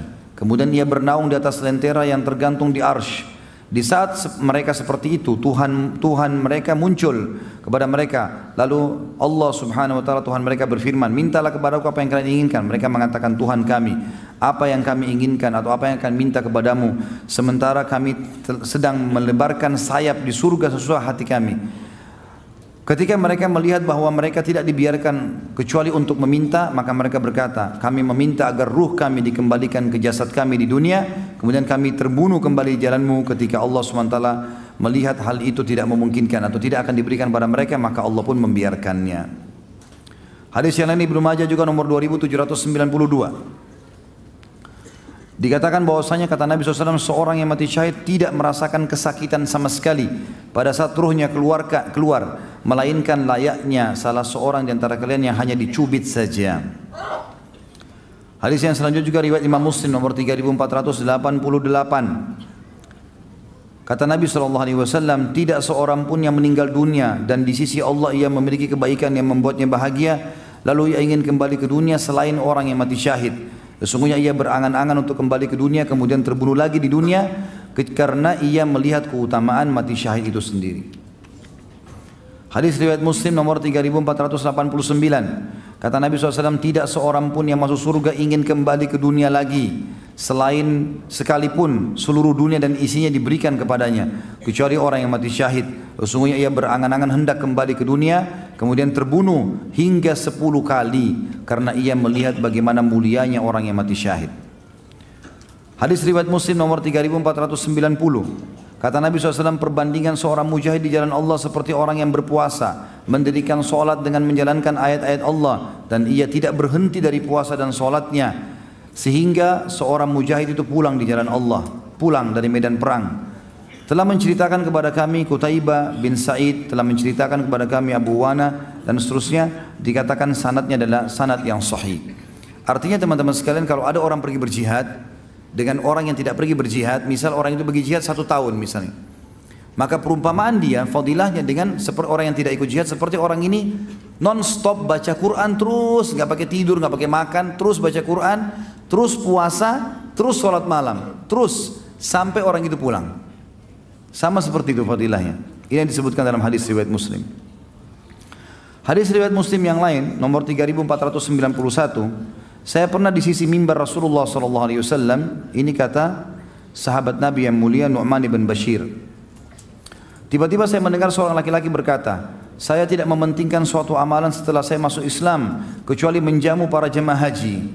Sedangkan yang lain mengatakan saya tidak mementingkan suatu amalan setelah masuk Islam, kecuali memakmurkan masjid haram. Dan yang lain lagi mengatakan jihad fi sabilillah itu lebih baik daripada apa yang kalian. Kemudian Nabi SAW mengatakan jihad di jalan Allah lebih baik daripada apa yang kalian katakan tadi. Mohon maaf. Orang yang ketiga mengatakan, yang satu tadi mengatakan saya tidak melihat setelah masuk Islam amal lebih baik daripada mengurus jemaah haji. Yang satu mengatakan saya tidak melihat amal yang paling penting setelah masuk Islam setelah mengurus atau memakmurkan masjid haram. Yang lain mengatakan jihad di jalan Allah lebih baik daripada apa yang kalian katakan. Lalu mereka bertiga ditegur oleh Umar seraya berkata, janganlah kalian meninggikan suara kalian di sisi mimbar Rasulullah SAW. Bukankah hari ini adalah hari Jumat? Karena ketiga orang ini lagi diskusi. Ya. Setelah selesai sholat Jumat, saya datang menemui beliau SAW untuk meminta fatwa tentang apa yang diperselisihkan tadi oleh mereka. Lalu turunlah ayat Allah yang berbunyi, apakah orang-orang yang memberi minum, orang-orang yang mengerjakan haji dan mengurus Masjidil Haram, kamu samakan dengan orang yang beriman kepada Allah dan hari kemudian serta berjihad di jalan Allah? Surah At-Taubah ayat 19 sampai akhir ayat. Dan ini ya, disampaikan oleh Nabi SAW di sisi mimbar beliau, dan beliau memastikan kalau jihad lebih afdal daripada beribadah semua itu. Ini Allah alam beberapa fadilah tentang mati syahid. Semoga Allah SWT tutup hidup kita dengan itu. Terakhir teman-teman sekalian, pelajarannya adalah yang keenam, bolehnya bersedih pada saat memang terjadi kejadian. Misal kerabat kita yang terdekat meninggal dunia, misalnya, maka itu dibolehkan. Sebab Nabi SAW dalam hadis Bukhari Muslim bersedih pada saat meninggalnya Ibrahim, anak beliau. Ya. Nabi SAW baru masuk ke rumah orang yang mengasuh Ibrahim. Nabi SAW dengar dia sakit, lalu digendong oleh Nabi, sempat dicium, belum meninggal. Begitu Nabi SAW meletakkan meninggal, maka Nabi SAW menangis, tetesin air mata. Ada sahabat di sebelah Nabi mengatakan, ya Rasulullah, apakah anda juga menangis? Kata Nabi SAW, ini rahmat Allah yang Allah masukkan dalam hati hamba-hambanya. Betul kan? Sesungguhnya wahai Ibrahim, kami sedih dengan berpisah denganmu, tapi kami tidak akan pernah mengucapkan kecuali yang Tuhan kami ridhoi. Artinya boleh bersedih. Orang kehilangan barang, orang tidak sempat mencapai sebuah kesuksesan, mungkin dia bersedih, tidak sempat ini, tidak sempat itu, ada yang kehilangan. Tapi tidak boleh dia berlebihan dalam masalah ini. Tidak boleh berlebihan, artinya sedih ini harus diredam. Dan hanya sebatas pada saat itu saja. Makanya tadi juga kasusnya Hamzah waktu ditangisi oleh wanita Ansar, kan Nabi bilang, kenapa tidak ada yang tangisi Hamzah? Maka tidak ada yang tangisi, maksudnya tidak ada wanita yang datang menangisinya. Datanglah para wanita menangisi Hamzah. Nabi sempat tertidur di rumah, bangun di ruang tamu Nabi masih banyak wanita yang menangisi Hamzah. Maka kata Nabi SAW, suruh mereka bubar semua, mulai hari ini tidak boleh lagi menangis seperti ini. Tapi sedih itu boleh, dibolehkan, tapi tidak boleh berlebihan teman-teman sekalian. Ya. Jadi kalau ada orang juga bilang, jangan kamu sedih sama sekali, ini juga nggak bisa, gimana caranya? Nggak mungkin kan, kita nggak mungkin melawan itu secara kejiwaan, tapi kita boleh meredamnya. Kita boleh meredam, karena sedih ada. Nabi SAW bersedih, bahkan menangis pada saat melihat Hamzah sempat terbelah seperti itu. Dan dalam riwayat lain juga Nabi SAW pernah menangis waktu melewati kuburannya ibunya di Rabwah. Lalu beliau menangis, kata Umar, saya tidak pernah melihat Nabi SAW menangis seperti ini kecuali di Uhud pada saat menangisi Hamzah. Waktu ditanya, siapa ini ya Rasulullah? Kata Nabi SAW, ini adalah kuburan ibuku. Gitu kan. Aku meminta kepada Allah agar mendatangi kuburan ibuku dan diizinkan. Aku minta istighfar untuk ibuku, lalu aku tidak diizinkan. Allahu a'lam. Ini kisah kita, insya Allah mudah-mudahan kita bisa ambil pelajaran darinya tentunya. Baiklah, kita berdoa kepada Allah SWT, semua majlis kita diberkahi olehnya dan dijadikan sebagai tambahan amal kita pada hari kiamat. Dan semoga seluruh amal yang pernah kita kerjakan sampai menjelang ajal datang nanti diterima dengan kemahamurahannya. Dan semoga seluruh dosa yang pernah kita kerjakan sekecil sampai sebesar apapun juga diganti dengan kemahamurahannya menjadi pahala. Dan semoga semua yang sakit disembuhkan penyakitnya, yang tidak utang dilunasi utang, yang punya masalah diangkat permasalahannya. Dan juga semoga Indonesia dikaruniahi seluruh muslimin agar bersatu di bawah ukhuwah Islamiyah, diangkat perselisihan di antara mereka dan mereka kembali dalam ibadah kepada Al-Quran dan Sunnah. Dan semoga seluruh wilayah di Indonesia termasuk Jakarta diberikan pemimpin muslim yang adil, yang kembali kepada Al-Quran dan Sunnah, dan semoga Indonesia menjadi contoh bagi negara-negara yang lain. Dan kita mendoakan saudara kita di Palestina, di Syria, di Yaman, di Irak, di Myanmar, di Ahsa, dimanapun bagaimana sedang tertindas. Semoga Allah ikhlaskan niat mereka, terima para syuhada mereka, mulakan Islam di tangan mereka dan tangan kita semua. Dan semoga Allah partisipasikan kita bersama mereka di pahala, baik dengan doa, dengan harta, juga dengan jiwa kita. Dan semoga Allah dengan kemahamurahannya menyatukan kita semua di surga Firdausnya tanpa hisab. Mana saudara kita di majlis ilmu yang mulia ini.